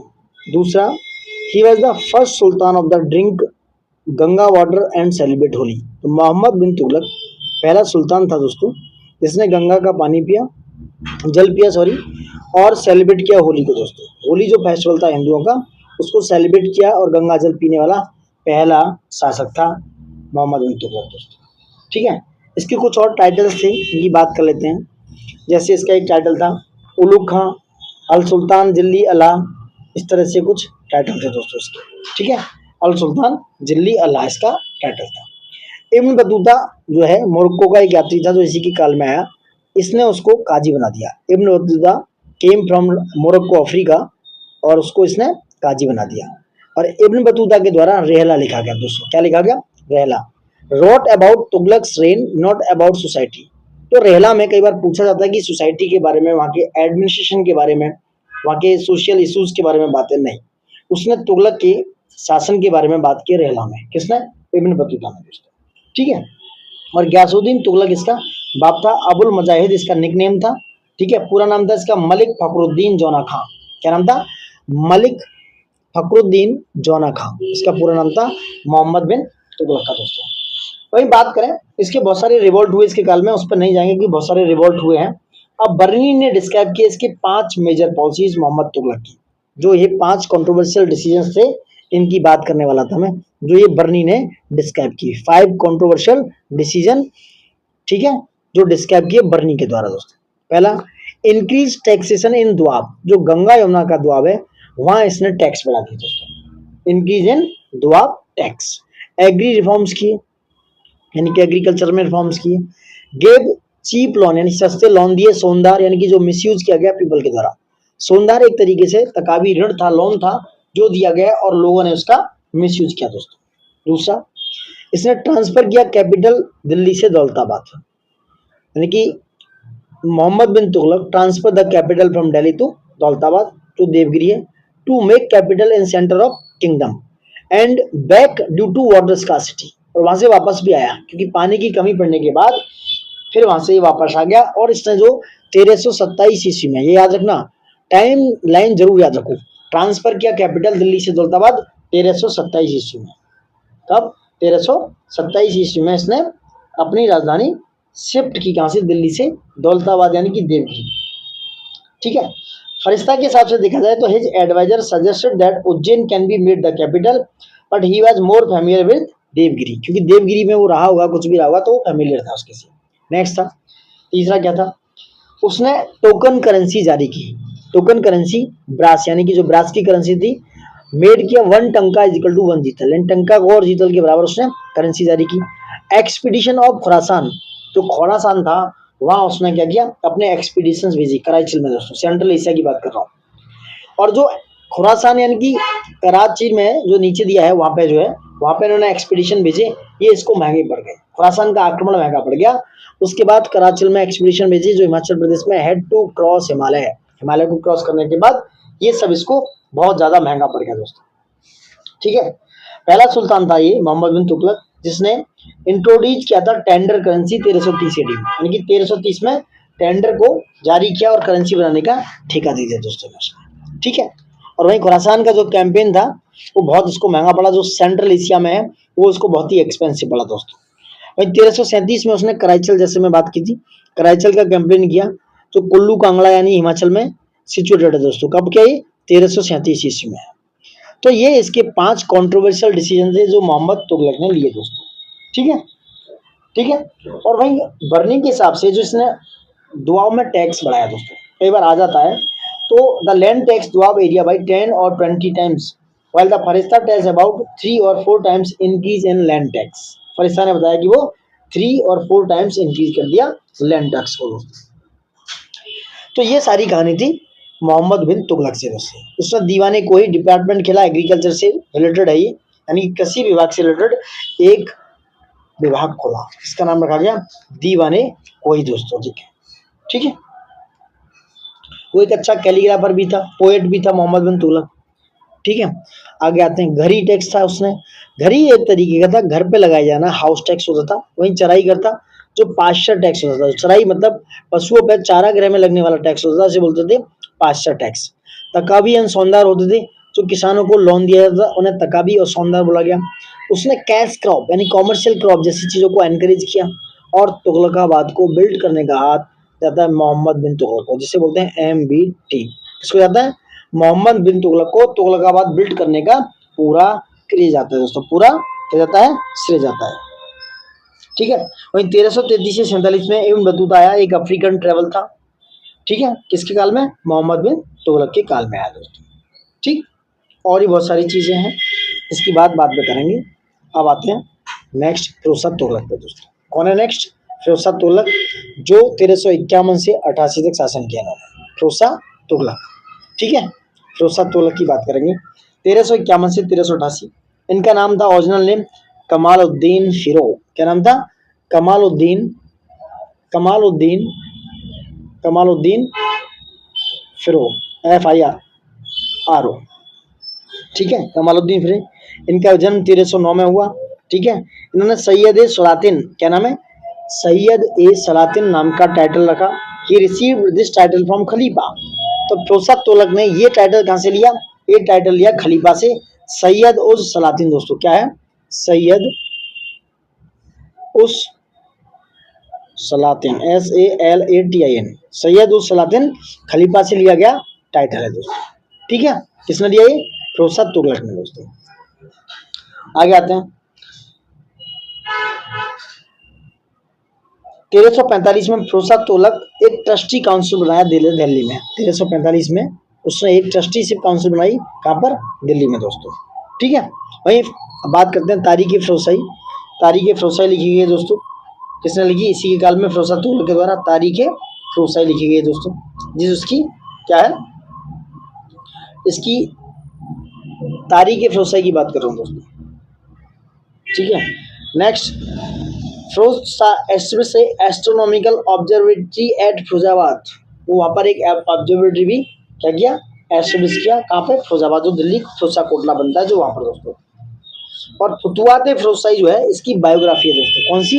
ये तारीख फिरोजशाही नहीं, ये फुतुहात, एक मिनट, फुतुहात ए फिरोजशाही, ये इसकी क्या है? ऑटोबायोग्राफी है। फुतुहात फिरोजशाही ऑटोबायोग्राफी है फिरोज तुगलक की, फिरोज तुगलक की दोस्तों। और ये Firoz Tughlaq was the elected sultan, ये इलेक्टेड सुल्तान था दोस्तों। ठीक है, इलेक्टेड सुल्तान था। और इसने Firoz Tughlaq implemented the hereditary principle to satisfy the अमीर एंड सोल्जर्स। इसने इरिगेशन टैक्स जैसे हक ए शरीफ, क्या था? हक ए सर्ब। Firoz Tughlaq was the first sultan to impose an irrigation tax. कौन लगाया? फिरोज तुगलक दोस्तों। इरिगेशन यानी कि सिंचाई का, जिसे बोला गया हक ए सर्ब, which was 10% of the total yield. जो 10% होता था टोटल यील्ड का, जो टोटल उपज है उसका 10% होता था हक ए सर्ब, यानी कि एक तरीके का सिंचाई का दोस्तों। अब आते हैं, ठीक है, डिक्लाइन ऑफ सल्तनत स्टार्टेड होगी इसके काल में, क्योंकि ही रिवाइव्ड एकता सिस्टम। और एकता सिस्टम रिवाइव करने के बाद उसने इसको हेरेडिटरी बना दिया। क्या किया? Firoz Tughlaq was hereditary to the iqta system, made it hereditary. Military की बात करें, did not reattempt to capture Deccan, बाद में इसने कोई प्रयास नहीं किया दक्कन को रिकैप्चर करने का। और principle of hereditary in army and एकता, सेना और एकता में उसने वंशानुगत चालू कर दिया, वंशानुगत चीजें, वंशानुगत का सिद्धांत लागू कर दिया। और soldiers were not paid in cash. जैसे कि अलाउद्दीन खिलजी जो है अपने सोल्जर्स को जो सैलरी देता था वो क्या देता था, कैश में, बट ये पेड नहीं करता था कैश में, but by land revenue of village. किसके द्वारा, लैंड रेवेन्यू के थ्रू, विलेज की लैंड रेवेन्यू के जो उसके थ्रू, ये से बोलते थे वजीहा, उसके थ्रू सोल्जर्स जो होते थे उनको मोहम्मद बिन तुगलक के द्वारा, सॉरी इसकी प्रोसा तुगलक के द्वारा सैलरी दी जाती थी। Revenue, land revenue of villages, जिसे बोला जाता था वजीहा दोस्तों। इसके कुछ वेलफेयर किंग है, वेलफेयर काम देखते हैं। इसने कैनाल यानी कि नहरें बनवाई, सतलुज और यमुना बनवाने का काम ही प्रोसा तुगलक का है। हॉस्पिटल जिसे सिपा खाना बोला गया और दारुल और सिपा बोला गया दोस्तों, ये भी प्रोसा तुगलक ने। हक सर तो 10% था इरिगेशन पे, ये इसने बनाया दोस्तों। नेक्स्ट है यातीम खाना बनाया। यातीम खाना होता था जो विडो होती थी, जो विधवा हो जाती थी, उसके लिए प्रोसा तुगलक बिल्ड यातीम खाना for window home. Marriage and employment bureau खुलवाया इसने, ठीक है। इसकी कुछ रिलीजियस पॉलिसी देख लेते हैं। ही वॉज ऑर्थोडॉक्स, ऑर्थोडॉक्स मतलब बहुत ज्यादा कट्टरपंथी था। जजिया कलेक्शन फ्रॉम नॉन मुस्लिम से लेना शुरू किया। जजिया को किससे, नॉन मुस्लिम्स यानी ब्राह्मण्स और विमेन्स पे दोस्तों, ब्राह्मण और विमेन्स पे भी जजिया को लागू किसने किया, प्रोसा तुगलक। अलाउड किया फ्री रन ऑफ उलेमाओं को, अटैक किया हिंदू टेम्पल्स पे, बैंड किया फीमेल एंट्री इनटू सूफी सरीन। जो सूफी सरीन थी, सूफी सरीन में इसने फीमेल की एंट्री बैंड कर दी। और ब्रह्म हत्या दोस्तों, प्रोसा तुगलक ने ब्रह्म हत्या जैसी चीजों को बढ़ावा दिया दोस्तों। किसने, प्रोसा तुगलक ने दोस्तों, ठीक है। टैक्स रिमूव बाय प्रोसा तुगलक की बात करें, जैसे गुल फरोशी है जो टैक्स लिया जाता फ्लावर्स फूलों पे, अमीर तारीफ है एंटरटेनमेंट टैक्स, ये सारे टैक्स इसने हटा दिए। रोगा गंगरी है तो प्रोड्यूसिंग ऑयल होता था, खिजरबाद ये सब, अब्बाब, इस तरह के टैक्स इसने हटा दिए दोस्तों, ठीक है। करीब इसने 150 मील करीब यमुना रिवर टू हिसार यानी कि वहां तक कैनाल बनाई। सेकंड कैनाल जो सतला रिवर टू घग्गर तक 96 मील वो राजबाई कैनाल बनाई। तीसरी कैनाल थी सिरमौर हिल्स झांसी में, जो कि हिमाचल प्रदेश में, वो इसने बनवाई दोस्तों, ठीक है। घग्गर रिवर भी जो फिरोजाबाद में थी, यमुना रिवर जो फिरोजाबाद में। तो करीब 5 कैनाल जो है करीब 150 मील से ज्यादा इसने कैनाल्स का क्या किया, कैनाल्स बनवाने का काम किया। बिल्ट कैनाल इन 150 माइल्स दोस्तों, करीब 5 कैनाल्स इसने बनवाई दोस्तों, ठीक है।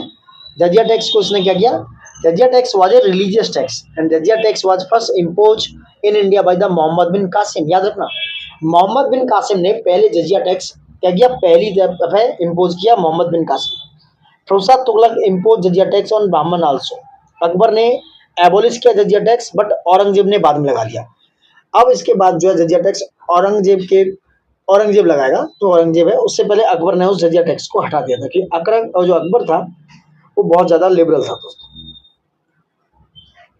और Farrukhsiyar had first abolish the जजिया tax but after sometimes he reimpose this tax, ठीक है। क्योंकि जो फक्सियर था पहले उसने एबोलिश किया, बाद में फिर दोबारा से जजिया को उसने हटा दिया दोस्तों। एक और कहानी, ये Ghiyasuddin Tughlaq was the first sultan of the Delhi, जिसने गाजी की पदवी ली। गाजी किसकी, गाजी की। याद रखना ऐसे क्वेश्चन आ जाता है। गाजी का जो टाइटल लिया वो पहला सुल्तान था, क्या नाम था इसका, ये था गयासुद्दीन तुगलक। इसने बहुत सारी नहरें, जैसे हम बात करें, 2 पिलर थे अशोका टाइम के, अशोक के टाइम के 2 पिलर थे। तो अशोका के टाइम के पिलर्स को प्रोसा Tughlaq brought from Meerut and Topra to Delhi by प्रोसा तुगलक। तो ये मेरठ और टोपरा से कहाँ लेके आ गया, दिल्ली। मेरठ और टोपरा से लेके उन्हें दिल्ली आ गया, कौन, मेरठ और टोपरा से दिल्ली लेके आ गया प्रोसा तुगलक दोस्तों, ठीक है। अब बात करते हैं डिपार्टमेंट्स की इसकी। दीवाने खैरात जो मैरिज था, दीवाने खैरात मैरिज ब्यूरो था जो पुअर गर्ल्स के लिए ये जो है शादी कराता था, चैरिटी कराता था, ये प्रोसा तुगलक के काल में खोला गया, ठीक है। दीवाने बंदगान जो एम्प्लॉयमेंट ब्यूरो था स्लेव्स के लिए, गुलाम के लिए, सबसे ज्यादा गुलाम इसी के काल में पाए गए। और दीवाने इस्तिकाका जो ओल्ड एज पेंशन था इसके काल में दिया जाता था, जो वृद्ध लोग थे दोस्तों, ठीक है। अका ग्रेट बिल्डर, इसको ग्रेट बिल्डर, महान जो है निर्माता भी बुलाता है। 300 से सिटी से ज्यादा इसने बनाए, कुछ टाउन्स भी। हॉस्पिटल खुलाया दिल्ली में, जैसे दारुल सफा बोला गया, ये एक चैरिटी हॉस्पिटल था। फिरोजा कोटला सिटी बसाया जहाँ पे आजकल क्रिकेट का मैदान है, फिरोजा कोटला फोर्ट था। हिसार बसाया इसने। फतेहाबाद जो हरियाणा में इसने बसाया। फिरोजा जो उत्तर प्रदेश में, Firozabad was the 5th foundational city of Delhi, जो इसने किसने बताया, फिरोजा तुगलक ने दोस्तों। जौनपुर अपने भाई की याद में, जौनापुर में जौना खां की याद में जौनपुर बसाया। जौना खां नाम कौन था, मोहम्मद बिन तुगलक, जो इसका भाई हुआ करता था, ठीक है, उसकी याद में, जौना खान की याद में बनाया क्या, जौनपुर, जो उत्तर प्रदेश में है। जियाउद्दीन बरनी लिखते हैं इसके बारे में, तारीख फिरोज शाही और फतवाए जहांदारी दोस्तों। Tarikh Firoz Shahi is talking about rules of many previous rule also. Tarikh Firoz शाही में फिरोज तुगलक के साथ साथ बहुत सारे जो प्रीवियस रूलर्स हैं उनकी भी बात की गई है दोस्तों। ठीक है, उनकी भी बात की गई है दोस्तों।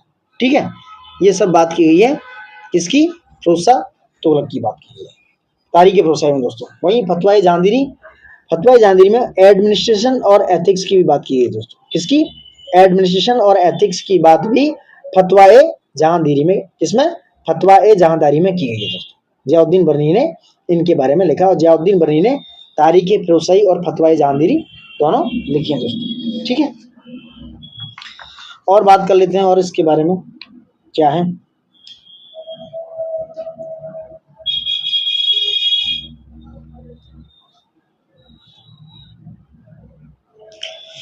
अब आते हैं नसरुद्दीन मोहम्मद तुगलक पे। किस पे, नसरुद्दीन मोहम्मद तुगलक। ठीक है, 1395 से 1414 तक दोस्तों। और 1398 में तैमूर ने आक्रमण किया एंड नॉमिनेटेड किया अपना खिज्र खान को, वो रूल करने वाला था दिल्ली पे। तो Timur invaded in Delhi in 1398 and nominated Khizr Khan to ruler of the Delhi sultanate. कौन था, नासरुद्दीन महमूद खान दोस्तों, 1395 से 1414 तक। ठीक है, क्योंकि सिकंदर शाह की डेथ हो चुकी थी, यंगर ब्रदर था वो नसरुद्दीन महमूद का। ही was the last Sultan of Tughlaq dynasty. कौन, सिकंदर शाह। ठीक है, तैमूर का आक्रमण हुआ 1398 में, destroy both the Delhi sultanate and the Tughlaq dynasty. Nasiruddin Mahmud Shah died in the Kaithal. तो जो नसरुद्दीन महमूद शाह था, जो लास्ट रूलर था, वो कैथल में 1412 में मारा गया दोस्तों। मैं एक्स्ट्रा नॉलेज देता हूँ आपको, 1412 में वो मारा गया। इन 1413 में दौलत खान, जो Daulat Khan Lodi was the made sultan by the sardars, तो दौलत खान लोधी को सरदार बनाया गया। He was the subedar of Lahore appointed by the Timur after the invasion of Timur in 1414 AD. He took control of Delhi and the laid foundation of new lineage dynasty that called Syed dynasty दोस्तों। जो 1414 तक की शासन चला, उसके बाद 1412 में कैथल में महमूद शाह मारा गया, जो नासिरुद्दीन महमूद शाह था वो मारा गया। उसके बाद दौलत खान लोधी सुल्तान बना और उसके बाद तैमूर ने उसे सूबेदार नियुक्त किया। और 1414 में तैमूर ने फिर आक्रमण किया और दिल्ली सल्तनत जो है सैयद डायनेस्टी के हाथों में दी। सैयद डायनेस्टी मतलब जो खिज्र खान को रूलर बना दिया दोस्तों। सैयद डायनेस्टी जो है सबसे लास्ट में। सबसे पहले मैं बात करता हूँ, कल भी बताया था, सलीब डायनेस्टी के बाद तुगलक आते हैं, सॉरी खिलजी आते हैं, उसके बाद तुगलक आते हैं, तुगलक के बाद आता है आपका लोधी, फिर आते हैं सैयद। ठीक है, और सबसे ज्यादा शासन किया तुगलकों ने दोस्तों। ठीक, अब खिज्र खान जो था सैयद था, खिज्र खान, उसके बाद मुबारक शाह, उसके बाद मोहम्मद शाह, उसके बाद आलम शाह दोस्तों। ठीक है, सैयदों के बाद, सॉरी सैयदों के बाद आते हैं लोधी। लोधी डायनेस्टी लास्ट में है, सॉरी। ठीक है, तो सोधी जो लोधी थी वो अफगान और पठानी थे। तो सैयदों का जो था खिज्र खान, फिर मुबारक शाह, और खिज्र खान को शासक बनाया किसने, इसने तैमूर ने दोस्तों। तैमूर जो है उसने पहले अपॉइंट किया क्या, लाहौर का सूबेदार, उसके बाद उसे दिल्ली सल्तनत का हेड बना दिया दोस्तों। अब आ जाते हैं हम किस पे, ये सैयद डायनेस्टी का जो फाउंडर था खिज्र खान था। ठीक है, last ruler of Syed dynasty कौन था, अलाउद्दीन आलम शाह, जिसकी मैं बात कर रहा हूँ। टोटल पूरा टाइम हुआ 37 ईयर। और इसने जो खिज्र खान ने रैयत ए आला, यानी कि Timur give this title to Khizr Khan, इसका नाम क्या था, कई बार पूछा गया। रैयत ए आला किसको बोला था, खिज्र खान को। और रैयत ए आला खिज्र खान को बोला गया। और खिज्र खान दोस्तों क्या है, तैमूर ने खिज्र खान को टाइटल दिया था रैयत ए आला का दोस्तों। ठीक है, और इसने एक अपनी बुक लिखी जिसका नाम था धार ए जज्बात। याद रखना, धार DHAR, धार ए जज्बात, एक बुक लिखी किसने, खिज्र खान ने। ठीक है, अब बात करते हैं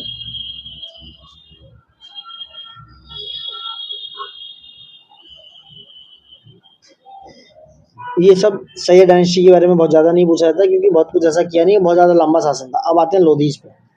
लोधीज और अफगानीज से पठानी से इनकी बात करते हैं 1452 से 1526 तक। पहला शासक हुआ बहलोल लोधी, उसके बाद आया सिकंदर लोधी। और ये अफगानी से पठानी से लोधीज, ठीक है, कौन थे, अफगानीज और लहलूद थे दोस्तों। और जो बहलोल लोधी था दोस्तों, इसकी बात करें, इसने टाइटल लिया किसका, गाजी का। इसके पास गाजी का एक टाइटल था। उसके बाद इस्लाम खान का एक टाइटल था, किसका, इस्लाम खान का एक टाइटल था दोस्तों। एंशियंट टाइम में बिंदुसार जो था, एंड द मेडिवल पीरियड में Bahlol Lodhi were the rulers born by surgery technique. याद रखना, ये बहुत इंपॉर्टेंट क्वेश्चन है कि भैया पहले जो एंशियंट टाइम में बिंदुसार और मिडिवल में बहलोल लोधी, ये दोनों सर्जरी यानी कि सिजेरियन टेक्निक से पैदा हुए राजा थे, बहलोल लोधी और बिंदुसार। हालांकि पूछा नहीं जाएगा ऐसा क्वेश्चन, ठीक है। ठीक है, अब आते हैं ही कंक्वायर्ड जौनपुर इन 1484। बहलोल लोधी ने 1484 में दोस्तों क्या कंक्वायर्ड किया? 1484 में जौनपुर को इसने जीत लिया सुल्तान हुसैन शाह सरकी से। किसने? हुसैन शाह सरकी उस पर शासन करता था जौनपुर पे, इसने जीत लिया दोस्तों बहलोल लोधी ने। The last ruler of the Sharqi dynasty was the Hussain Shah Sharqi दोस्तों। तो लास्ट रूलर कौन था? हुसैन शाह सरकी था दोस्तों। उसके बाद आते हैं सिकंदर लोधी पे दोस्तों। सिकंदर लोधी, इसका नाम गुलरखी रखा गया 1489 से। सिकंदर लोधी ने 1489 से दोस्तों 1489 से 1517 तक 1517 एडी तक शासन किया आगरा पे दोस्तों। आगरा को इसने कैपिटल बनाया था, ठीक है। सिकंदर लोधी 1489 से 1517 एडी तक दोस्तों। गुलरुखी नाम से जाना गया, गुलरुखी नाम से इसकी कविताएं लिखी गई। The best intelligence system in the सल्तनत period was the Sikandar Lodi. He founded Agra city, इसने आगरा को ही बसाया। He built Agra, not secular नहीं था। Forbid entry women into shrine of the saints, ठीक है। इसने एंट्री कर वुमेन की बंद कर दी जो सेंट्स के श्राइन होते थे दोस्तों, ठीक है। और जहां सबसे ज्यादा इंटेलिजेंस सिस्टम इसी काल में था सिकंदर लोधी का, ठीक। अब आते हैं किस पे? सिकंदर लोधी पे। सिकंदर लोधी तो हो गया, खुश के फिरोज भी बोला गया, क्राउन किया इसने, bank of river Kali. Sikandar Lodhi found city Agra 1504 में, इसने 1504 में आगरा को बसाया, याद रखना। And made Agra the capital 1506, और आगरा कैपिटल का बनाया 1506 में, सॉरी 1506 में कैपिटल बनाया आगरा को दोस्तों, ठीक है। और he was translated into Persian, ayurvedic treatise he was translated into Persian named Farhang Sikandari. क्या? Farhang Sikandari. In his title in his time Lazzat e Sikandar Shahi, one of the best book of vocal art was composed. Sikandar Lodi was very fond of shehnai. Sikandar Lodi क्या था? सेनाई का बहुत शौकीन था। And sultan Alexander abolish जकात, यानी कि जो इनकम टैक्स था जो ग्रीन पर, उसको इसने जो है क्या कर दिया? एंड कर दिया, जकात को एबोलिश कर दिया। और सिकंदर लोधी इंट्रोड्यूस गजे सिकंदरी। गजे सिकंदरी एक पैमाना होता था जो इसे इंट्रोड्यूस किया, आगे बात करेंगे इसमें शायद। गजे सिकंदरी जो 32 इंच का होता था, the measurement of the agriculture land, क्या होता था? गजे सिकंदरी, ठीक है। और फाउंड आगरा इन 1504, और कैपिटल बनाया 1506 में। बरीदे मुमालिक जो होते थे हेड ऑफ इंटेलिजेंस डिपार्टमेंट, तो इसके काल में सबसे ज्यादा इंपोर्टेंट थे, सबसे ज्यादा स्ट्रॉन्ग थे बरीदे मुमालिक दोस्तों, ठीक है। उसके बाद आते हैं इब्राहिम लोधी पे, जो 1517 से 1526 एडी तक काम किया दोस्तों। फर्स्ट बैटल ऑफ पानीपत लड़ा 1526 में बाबर के साथ, इब्राहिम लोधी का हुआ। और 2 साल बाद this was the last Lodi sultan. Ibrahim Lodi was the last Lodi sultan था।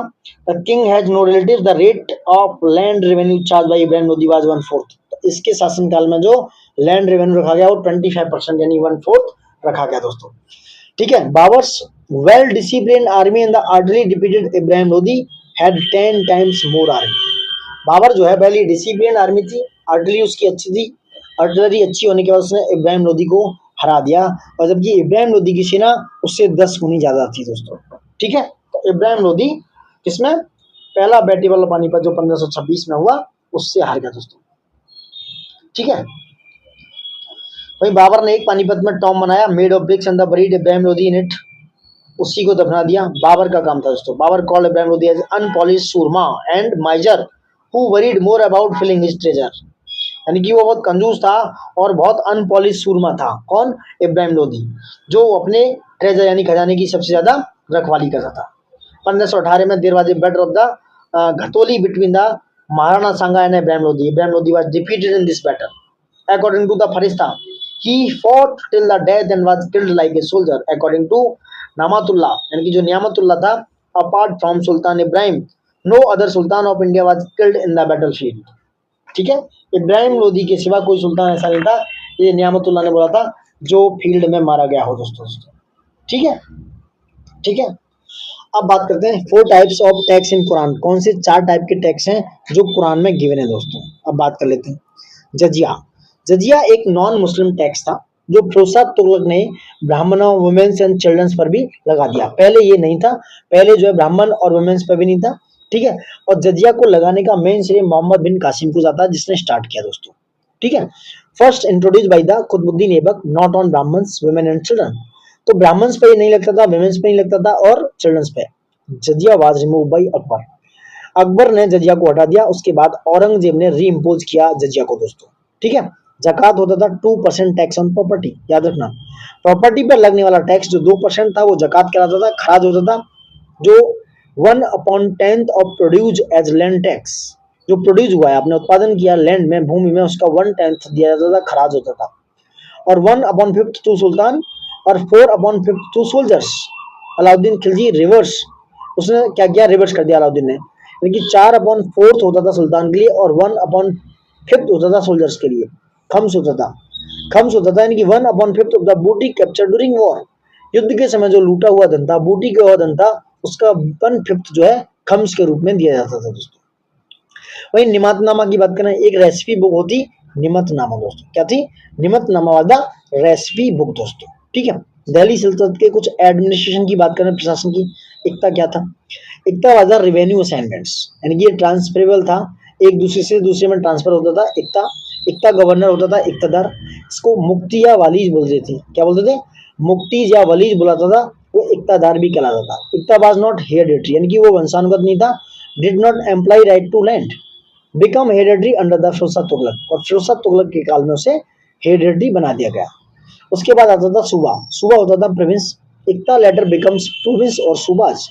और जो 6 होते थे वो डिस्ट्रिक्ट होता था, परगना होता था। 84 एंड 100 विलेजेज उस परगना के अंडर में आते थे। और परगना की जो देखरेख करता था वो होता था अमीन, अमीन या अमील या मुशरिफ, इसको ट्रेजर बोलते थे, क्या बोलते थे, कोषाध्यक्ष। कानून को होता था। और कारकुन होता था, कारकुन होता था क्लर्क। वहीं विलेज होता था, village was the smallest unit of administration, और विलेज में होते थे चौधरी, पतवारी, खुद खुद होता स्मॉल, खुद जो होता था small land owners and village, Muqaddam होता था और चौकीदार होता था। ये विलेज को हेड करते थे, ये उसका प्रशासन था। कुछ एडमिनिस्ट्रेटिव डिपार्टमेंट थे, जैसे दीवाने वजारत फाइनेंस से था, आरएज मिलिट्री से रिलेटेड था, ठीक है। बंदगान स्लेव्स और पीओडब्ल्यू वाले इनसा होता था। पोस्ट एंड लेटर्स करने वाला रिसालत रिलीजन से था। कोई एग्रीकल्चर से, मुनिया स्पाई से, मुस्तकरा टैक्स कलेक्शन से। और काजी आपका जुडिशरी होता था दोस्तों। काजी क्या होता था, जुडिशियल व्यवस्था। देखो यहाँ तक हम तुगलक और उसके बाद सैयद लोदी, लोदी डायनेस्टी और कंप्लीट कर चुका दोस्तों। फिर तो स्टार्ट करते हैं मुगल डायनेस्टी दोस्तों। मुगलों की डायनेस्टी, मुगल कब आए, क्या हुआ, इनके बारे में हम बात करेंगे, ठीक है।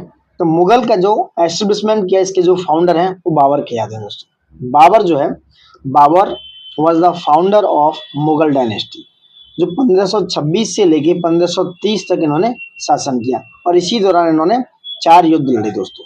ये युद्ध ही लड़ते रहे, शासन तो ऐसा कुछ खास कर नहीं पाए, ठीक है। तो बाबर जो है मुगल डायनेस्टी के फाउंडर हैं। इनका जो ओरिजिनल नेम था दोस्तों वो था जहीरुद्दीन मोहम्मद। क्या नाम था, मैं लिख देता हूँ, जहीरुद्दीन मोहम्मद, जहीरुद्दीन MOHAMMAD, जहीरुद्दीन मोहम्मद इनका नेम था दोस्तों, ठीक है। तो जहीरुद्दीन मोहम्मद इनका नाम था। और इन्होंने टाइटल जो प्राप्त किया, इनकी उपाधि जो ली इसने, ये ली थी, एक तो पादशाह, पादशाह की उपाधि ली। दूसरी है कलंदर, कलंदर भी बाबर को बुलाता था, कलंदर। पादशाह और कलंदर की उपाधियां किसने ली, बाबर ने ली दोस्तों, ठीक है। और बाबर की जो ऑटोबायोग्राफी है उसे बोलते हैं, क्या बोलते हैं, तुजुक ए बाबरी। तुजुक ए बाबरी जो है इनकी ऑटोबायोग्राफी है। और बाबरनामा जिसको बुलाता है, बाबरनामा है तुजुक ए बाबरी। और इसको किस में लिखा गया, तुर्की लैंग्वेज में, यानी कि जो तुर्की चगताई लैंग्वेज है उसमें इसको टर्की लैंग्वेज में लिखा गया दोस्तों, ठीक है। टर्की लैंग्वेज में इसको लिखा गया था, जो इनकी जो है ऑटोबायोग्राफी है, इसकी हम बात कर रहे थे। जैसे आप ये देख सकते हो, ये भी है यहाँ पर, मैं आगे डिटेल में बताऊंगा। अभी मैं तुम्हें एक बार फाउंडेशन बेस तैयार कर देता हूँ इसका। बाबर के 4 पुत्र थे। नंबर 1 हुमायूं, दूसरा कामरान था, तीसरा अस्करी था और चौथा हिंदाल था दोस्तों, ठीक है। और 26 दिसंबर, डेट याद रखना, 26 दिसंबर 1530 AD में आगरा में बाबर की मृत्यु हो गई। 26 दिसंबर 1530 ईस्वी में आगरा में बाबर की मृत्यु हो गई दोस्तों। ठीक है, आई होप आप समझ गए होंगे। अब देखते हैं कि वॉर जो है जो लड़े गए बाबर के द्वारा कौन कौन से थे। ठीक है, कौन कौन से युद्ध लड़े। पहला जो बैटल था पानीपत का 1526 ईस्वी में हुआ दोस्तों। 21 अप्रैल 1526 ईस्वी को ये बैटल ऑफ पानीपत लड़ा गया दोस्तों। ठीक है, किस किस के बीच में हुआ, बाबर और राणा सांगा के बीच में, बाबर और राणा सांगा के बीच में, और दौलत खान लोधी भी था उसमें, मोहम्मद लोधी वर्सेस इब्राहिम लोधी भी था दोस्तों। तो जो बैटल ऑफ पानीपत लड़ाया गया, ये पहला पानीपत का युद्ध 21 अप्रैल 1526 को पानीपत में, पानीपत कहाँ है, ये हरियाणा में एक जगह पड़ती है। ठीक है, बाबर और इब्राहिम लोधी के बीच में एक्चुअल में हुआ। बाबर इस युद्ध में जीत गया, Babur won this title. In this battle Babur first use the tulughma. Tulughma जो पॉलिसी थी, पूछा जाता है कई बार कि तुलगमा पॉलिसी को बाबर ने किस युद्ध में यूज किया। तो बैटल ऑफ पानीपत में उसने पहली बार तुलगमा यूज किया, तुलगमा मेथड को यूज किया, और उसके जो मेथड यूज करने वाले थे उस्मानी और रूमी मेथड को भी इसने यूज किया था पहले बैटल ऑफ पानीपत में। तुलगमा जो नीति थी और उस्मानी और रूमी मेथड को भी पहले बैटल ऑफ पानीपत में यूज किया किसने, बाबर ने दोस्तों। अब आगे आते हैं बैटल ऑफ खानवा पे। बैटल ऑफ जो खानवा पे है, ये बैटल हुआ दोस्तों 16 मार्च 1527 को, 16 मार्च 1527 को राणा सांगा और बाबर के बीच में, राणा सांगा और बाबर के बीच में ये युद्ध हुआ, और इसमें भी बाबर विजयी रहा दोस्तों। कौन, बाबर वन दिस बैटल दोस्तों। और इसको बाबर की तरफ से जिहाद बोला गया, यानी कि this battle was called by jihad. क्या बोला गया, जिहाद बोला गया by Babur. He first assume the title of Ghazi after victory in this war. ठीक है, ये पहली बार उसने गाजी का टाइटल लिया, कौन से युद्ध में, इस युद्ध को जीतने के बाद पहली बार गाजी का टाइटल लिया बैटल ऑफ खानवा को जीतने के बाद दोस्तों। ठीक है, वही बात करें बैटल ऑफ खानवा दोस्तों, सिर्फ 20 आवर्स तक चला, 20 घंटे में ही ये युद्ध खत्म हो गया। ठीक है, नेक्स्ट है आपका बैटल ऑफ चंदेरी। चंदेरी की बात करें 29 जनवरी 1528 को बैटल ऑफ चंदेरी, जो कि मध्य प्रदेश में पड़ता है। कहाँ पर पड़ता है, मध्य प्रदेश में। मेदिनी राय राजा थे, मेदिनी राय और बाबर के बीच में हुआ दोस्तों। इस युद्ध में भी बाबर विन हुआ, Babur was win this Chanderi title दोस्तों। चंदेरी वॉर, चंदेरी का जो युद्ध था उसे भी जीत लिया। ठीक है, इसी युद्ध में बैटल ऑफ चंदेरी में जो शेरशाह सूरी है दोस्तों, शेरशाह सूरी जो था एक अफगान शासक, ये मेदिनी राय की तरफ से लड़ा, मेदिनी राय के क्या किया, अगेंस्ट में लड़ा। Sher Shah Suri fought against Medini Rai in collaboration with Babur in this war, और Babur also refer to the Chanderi war as jihad, इसको भी उसने एज ए जिहाद का नाम दिया। उसके बाद लास्ट युद्ध लड़ा गया बैटल ऑफ घाघरा। घाघरा जो युद्ध लड़ा गया दोस्तों, जो कहाँ पर है घाघरा, ये है बिहार में। कहाँ पर है, बैटल ऑफ घाघरा बिहार में दोस्तों। ये अफगान यूनियन और बाबर के बीच में घाघरा युद्ध लड़ा गया। Battle of Ghaghra was the last battle fought by the Babur and the first war in medieval history which was fought both in water and land. तो घाघरा का युद्ध है किसके बीच में, बाबर और महमूद लोदी के बीच में। महमूद लोदी एक अफगान शासक था, इनके बीच में ये युद्ध लड़ा गया दोस्तों। और ये पहला युद्ध था जो कि लैंड और वाटर दोनों पर लड़ा गया था, इसे एम्फीबियन वॉर बोला गया, एम्फीबियन वॉर बोला गया, बैटल ऑफ घाघरा। अब इनकी क्रोनोलॉजी कई बार आ जाती है, तो देखो पहले पानीपत, पी फॉर पानीपत, के फॉर खानवा और सी फॉर चंदेरी और जी फॉर घाघरा। पी के सी जी से याद रख सकते हो कि भाई पानीपत, खानवा, चंदेरी और घाघरा के युद्ध लड़े गए दोस्तों। ठीक है, तो ये सारी क्रोनोलॉजी थी जो कई बार पूछी जाती है और आती है किस किस के बीच में हुई, ये बाबर के युद्ध थे दोस्तों। Next, first to use artillery and gunpowder in India. Babur was the first person which can use the artilleries and gunpowder in India, यानी कि वो पहला आदमी था इसने हथियार और बंदूकों का यूज किया, गन पाउडर का यूज किया।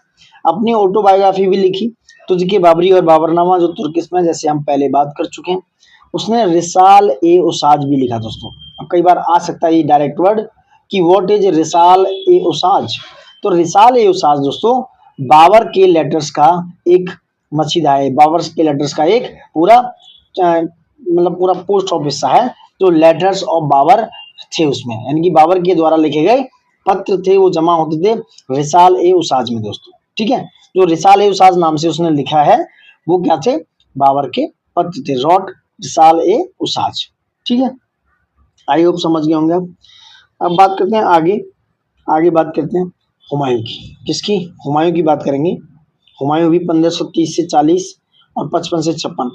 हुमायूं जो है बड़ा बेटा था बाबर का दोस्तों। बाबर का बड़ा बेटा कौन था? हुमायूं। 4 बेटे मैंने पहले ही बात किया। तो हुमायूं जो है 2 बार शासन किया, 1530 से 40 और 55 से 56 तक। ठीक है, हुमायूं के द्वारा भी दोस्तों कई युद्ध लड़े गए, कई युद्ध भी लड़े गए हुमायूं के द्वारा दोस्तों। ठीक है, हुमायूं के द्वारा कई युद्ध लड़े गए। बात करते हैं हुमायूं की दोस्तों, क्या है हुमायूं की बात करते हैं दोस्तों। ठीक है, तो 6 मार्च 1508 को ये पैदा हुआ काबुल में। ठीक, हुमायूं कहाँ पैदा हुआ? 6 मार्च 1508 में। ठीक है, इसका नाम था पूरा नसरुद्दीन मोहम्मद। क्या नाम था इसका? पूरा नाम था नसरुद्दीन नासिरुद्दीन मोहम्मद। ठीक है, नासिरुद्दीन मोहम्मद पूरा नाम था हुमायूं का दोस्तों। ठीक है, और इनकी जो मदर थी वो थी महाम बेगम, यानी कि पहली शिया सेक्ट से शिया संप्रदाय से थी महाम बेगम दोस्तों। ठीक है, वहीं अगर कामरान और अस्करी की बात करें, उसकी माँ थी गुलरुख बेगम। कामरान और अस्करी की माँ थी गुलरुख बेगम, और जो हिंडाल था उसकी माँ थी दिलदार बेगम दोस्तों। क्या नाम था उनका? दिलदार बेगम। ठीक है, अब आगे बढ़ते हैं 1532 में हुमायूं ने अटैक किया चुनार फोर्ट पर फर्स्ट टाइम। हुमायूं ने कहाँ अटैक किया? चुनार फोर्ट पर। चुनार का जो फोर्ट है, एक मिनट, चुनार का जो फोर्ट है उस पर अटैक किया 1532 में, 1532 में दोस्तों। Humayun attacked Chunar fort for the first time. और 1532 एडी में ही Humayun defeated the combined force of the Mahmud Lodi and the Sher Shah. कहाँ पर? एट दोरिया। दोरिया में उसने क्या किया? एक दादा और गोमती रिवर के किनारे है, वहां पर उसने महमूद लोदी और शेरशाह को हरा दिया था। कहाँ पर? तो दोरिया और गोमती रिवर है दोस्तों, वहां पर 1532 में बात करें, 1535 की बात करते हैं। चलो 1535 एडी में हुमायूं ने पहला शासक था जिसने विन किया गुजरात और मालवा। गुजरात और मालवा जीतने वाला पहला शासक था कौन? हुमायूं। इसने गुजरात और मालवा को 1535 एडी में जीत लिया दोस्तों। ठीक है, अब आते हैं इसके 1539 वाले युद्ध पर दोस्तों। बैटल ऑफ चौसा लड़ा गया, बिहार में पड़ता है चौसा जगह। बैटल्स कहाँ पर पड़ती है? बिहार में। हुमायूं वर्सेस शेरशाह सूरी के बीच में। शेरशाह सूरी एक अफगान शासक था दोस्तों, अफगान रूलर था। ये बैटल ऑफ चौसा 1539 में लड़ा गया, उसमें शेरशाह सूरी जो अफगान शासक था वो विन हुआ, यानी कि वो जीत गया दोस्तों। उसके बाद हुआ बैटल ऑफ कन्नौज 1540 में। कन्नौज पड़ता है उत्तर प्रदेश में। हुमायूं और शेरशाह के बीच में, इसमें भी शेरशाह सूरी जीत गया दोस्तों। उसके बाद नेक्स्ट युद्ध होता है बैटल ऑफ मच्छीवाड़ा। क्या है? 1555 में बैटल ऑफ मच्छीवाड़ा होता है दोस्तों, जो कि मच्छीवाड़ा जगह है पंजाब में। हुमायूं और सिकंदर शाह सूरी के बीच में। ठीक है, सिकंदर शाह सूरी के बीच में, ना कि शेरशाह, याद रखना।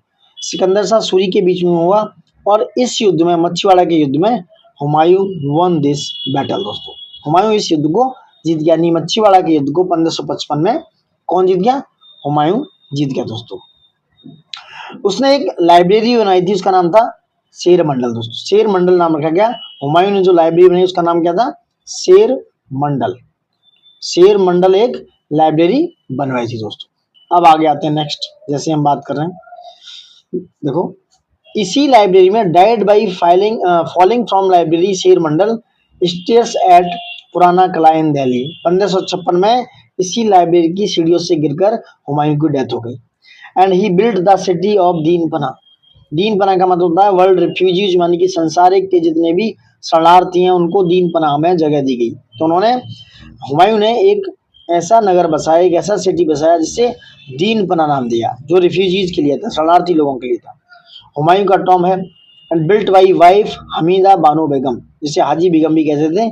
तो हुमायूं का मकबरा उसकी जो बेगम थी हमीदा बानो बेगम के द्वारा बनवाया गया दोस्तों।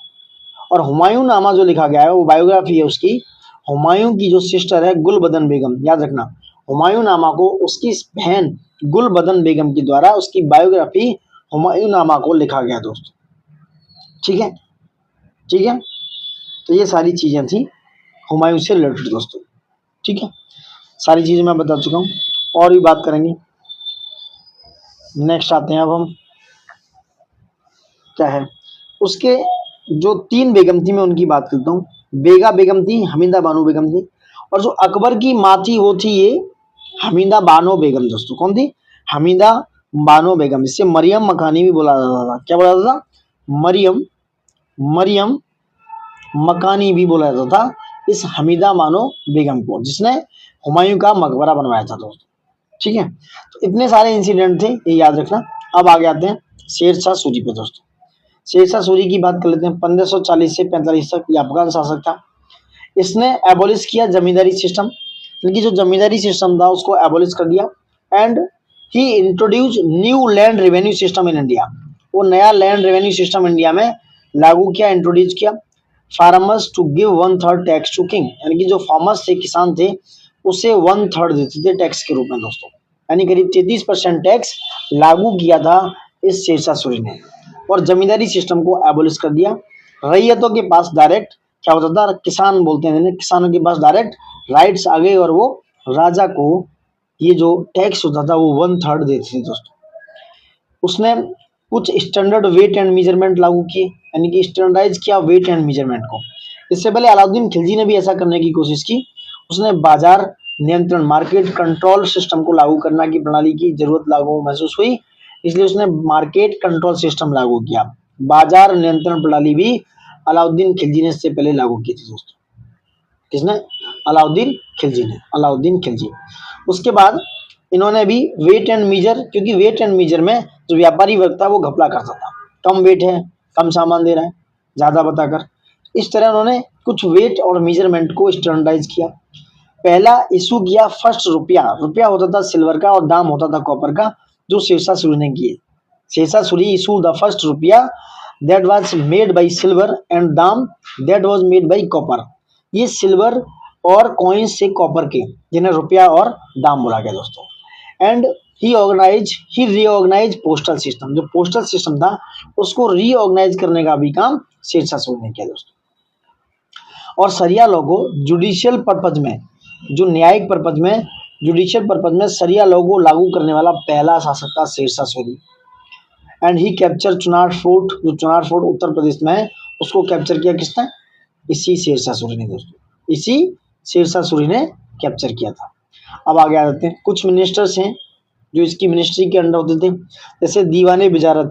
दीवाने बिजारत शेरशाह सूरी के मिनिस्टर थे जो फाइनेंस मिनिस्ट्री संभालते थे। आज की फाइनेंस मिनिस्ट्री होती है वैसे ही मिनिस्टर थे, रेवेन्यू फाइनेंस देखते थे। आरएच आर्मी को देखता था। रसालत होते थे जो हमारे फॉरेन मिनिस्टर हैं, मिनिस्टर ऑफ एक्सटर्नल अफेयर हैं जो आजकल, जो कि विदेश मंत्री हैं, वैसे होता था रसालत। इनसा होता था कम्युनिकेशन करने का विभाग। तो ये सारी चीजें उसकी मिनिस्ट्री के अंदर थी। एक जुडिशियल डिपार्टमेंट था, न्यायिक विभाग था, जो मुकदमा देखता था। आज भी देखते हो ना कि मुकदमा लड़ा जा रहा है, तो वो मुकदमा देखता था। मुकदमे का एक न्यायिक विभाग था, to give the justice to the people, जो लोगों को न्याय दिलाने का काम करता था दोस्तों। वहीं पट्टा और कबूलियत की बात की गई। पट्टा और कबूलियत क्या थे? ये रिटन आर्गूमेंट थे बिटवीन गवर्नमेंट एंड पीजेंट के बीच में। जो किसान थे और जो सरकार थी उनके बीच में पट्टा और कबूलियत होती थी। एक कागज या एक तरह के कपड़े पे ये लिख दिया जाता था, एक एग्रीमेंट हो जाता था सरकार और रैयत यानी किसानों के बीच में। Land holding and tax was finalize. इस पट्टा और कबूलियत पे क्या होता था? लैंड होल्डिंग्स कितनी है, मतलब उसके पास कितनी जमीन है और कितना टैक्स उस पर देना है उसको, ये सब बातें इस पर लिखी जाती थी। And brought peasant closer to state, discouraging jagir system दोस्तों, क्योंकि इस सिस्टम से जो किसान थे उनको पास स्टेट के यानी राज्य के पास में, राज्य के क्लोज लाया गया, जो काफी डिस्टेंस थे, किंग से दूर थे, राजा से दूर थे।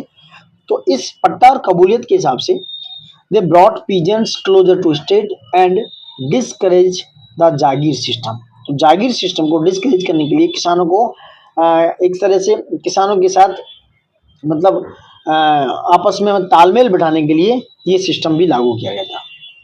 3 कैटेगरी थी लैंड पे जो टैक्स लगता था, गुड, मिडिल और बैड। ये गुड, मिडिल और बैड नाम से 3 कैटेगरीज लैंड की थी जिस पर टैक्स लगता था। शेरशाह सूरी ने ही जीटी रोड, जिसे ग्रांड ट्रंक रोड बोला जाता है, जो चिटगोंग से काबुल तक बनाया गया, वो एक्सटेंड किया था शेरशाह सूरी ने। And Sher Shah Suri built city of Shergarh, Shergarh नाम का जो शहर है वो शेरशाह सूरी ने बनाया, जो छठा फाउंडेशनल सिटी है दिल्ली का दोस्तों। Shergarh was the 6th foundational city of Delhi दोस्तों, जो which is made by Sher Shah Suri दोस्तों। अब आते हैं हेमू पे, हेमू की बात कर लेते हैं। हेमचंद्र विक्रमादित्य इनका पूरा नाम था। अक्टूबर नवंबर 1556, ये एक हिंदू राजा भी थे दोस्तों। Hemu was the adviser of Islam Shah, जो शेरशाह सूरी का बेटा था, इसका नाम था इस्लाम शाह, याद रखना। तो हेमू जो शेरशाह सूरी का बेटा था इस्लाम शाह, उसके एडवाइजर थे, एक हिंदू एडवाइजर थे। And Hemu was the first Hindu emperor of Delhi in 350 years. तो लास्ट 350 सालों में हेमचंद्र विक्रमादित्य दैट कॉल्ड हेमू, वो पहले शासक थे जो दिल्ली पर 350 साल में हिंदू शासक बने। And Hemu defeated Akbar's force in October, and force को दोबारा रिट्रीटेड किया गया, रिट्रीटेड एंड अगेन बैटल हुआ, सेकंड बैटल ऑफ पानीपत, जो हेमू और अकबर के बीच में हुआ, हेमचंद्र विक्रमादित्य और अकबर के बीच में हुआ। Akbar forces led by Bairam Khan, जो अकबर की फोर्स का, अकबर का संरक्षक भी था बैरम खां, वही उनकी फोर्स का सेनापति था, उनकी सेना का सेनापति था बैरम खां। वो इस युद्ध को जीत गया। पहले तो उन्होंने अकबर की फोर्स को अक्टूबर में हरा दिया, बट फोर्स दोबारा से रिट्रीट की गई, दोबारा से लागू हुआ, दूसरा बैटल हुआ पानीपत का, जिसमें अकबर की फोर्स बैरम खां के नेतृत्व में जीत गई दोस्तों। तो ये था हेमू का पूरा कालक्रम। अब आते हैं अकबर महान पे। 1556 से 1605 का मामला है अकबर महान का दोस्तों। इनके गार्जियन थे बैरम खां, जैसे मैंने बात की है। सेकेंड बैटल ऑफ पानीपत जो लड़ा गया वो 1556 में लड़ा गया, Bairam Khan versus Hemchandra Vikramaditya, that is called Hemu. तो सेकेंड बैटल ऑफ पानीपत 1556 में लड़ा गया दोस्तों। पहला कब लड़ा गया? 1526 में। उसके 30 साल बाद ये दूसरा पानीपत का युद्ध लड़ा गया था दोस्तों।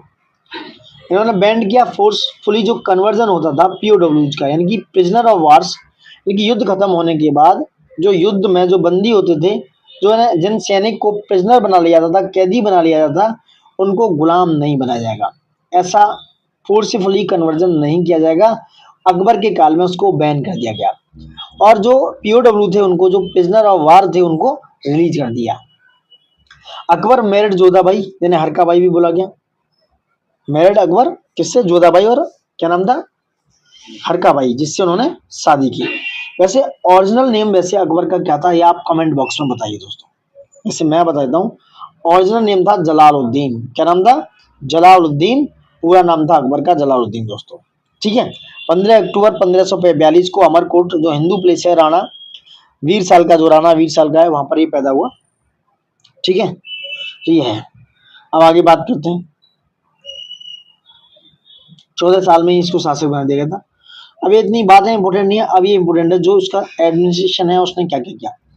अब आते हैं डिग्री ऑफ मजहर, ये भी इंपोर्टेंट है। जो मजहर की डिग्री है, ये डिसीजन देती थी, decision of emperor is final in adjudication process, यानी कि मजहर की जो डिग्री है वो शासक का डिसीजन ही फाइनल होता था किसी भी एडजुडिकेशन प्रोसेस में दोस्तों। पिलग्रिम टैक्स जो हिंदू पे उसको एब्लिश किया अकबर ने। रिलीजियस टैक्स जजिया, जो क्या नाम है, और बाद में औरंगजेब लगा देगा, फिरोजशाह तुगलक ने जो लगाया था, फिरोजशाह तुगलक के द्वारा, फिरोजशाह तुगलक ने ये जो जजिया है विमेन से लेके चाइल्ड से लेके ब्राह्मण पे सब पे लगा दिया था, उसको एबॉलिश किया किसने? और अकबर ने दोस्तों। किसने? अकबर ने इसको एबॉलिश किया जजिया को दोस्तों। फतेहपुर सीकरी नया कैपिटल सिटी बनाया, जो आगरा के पास में।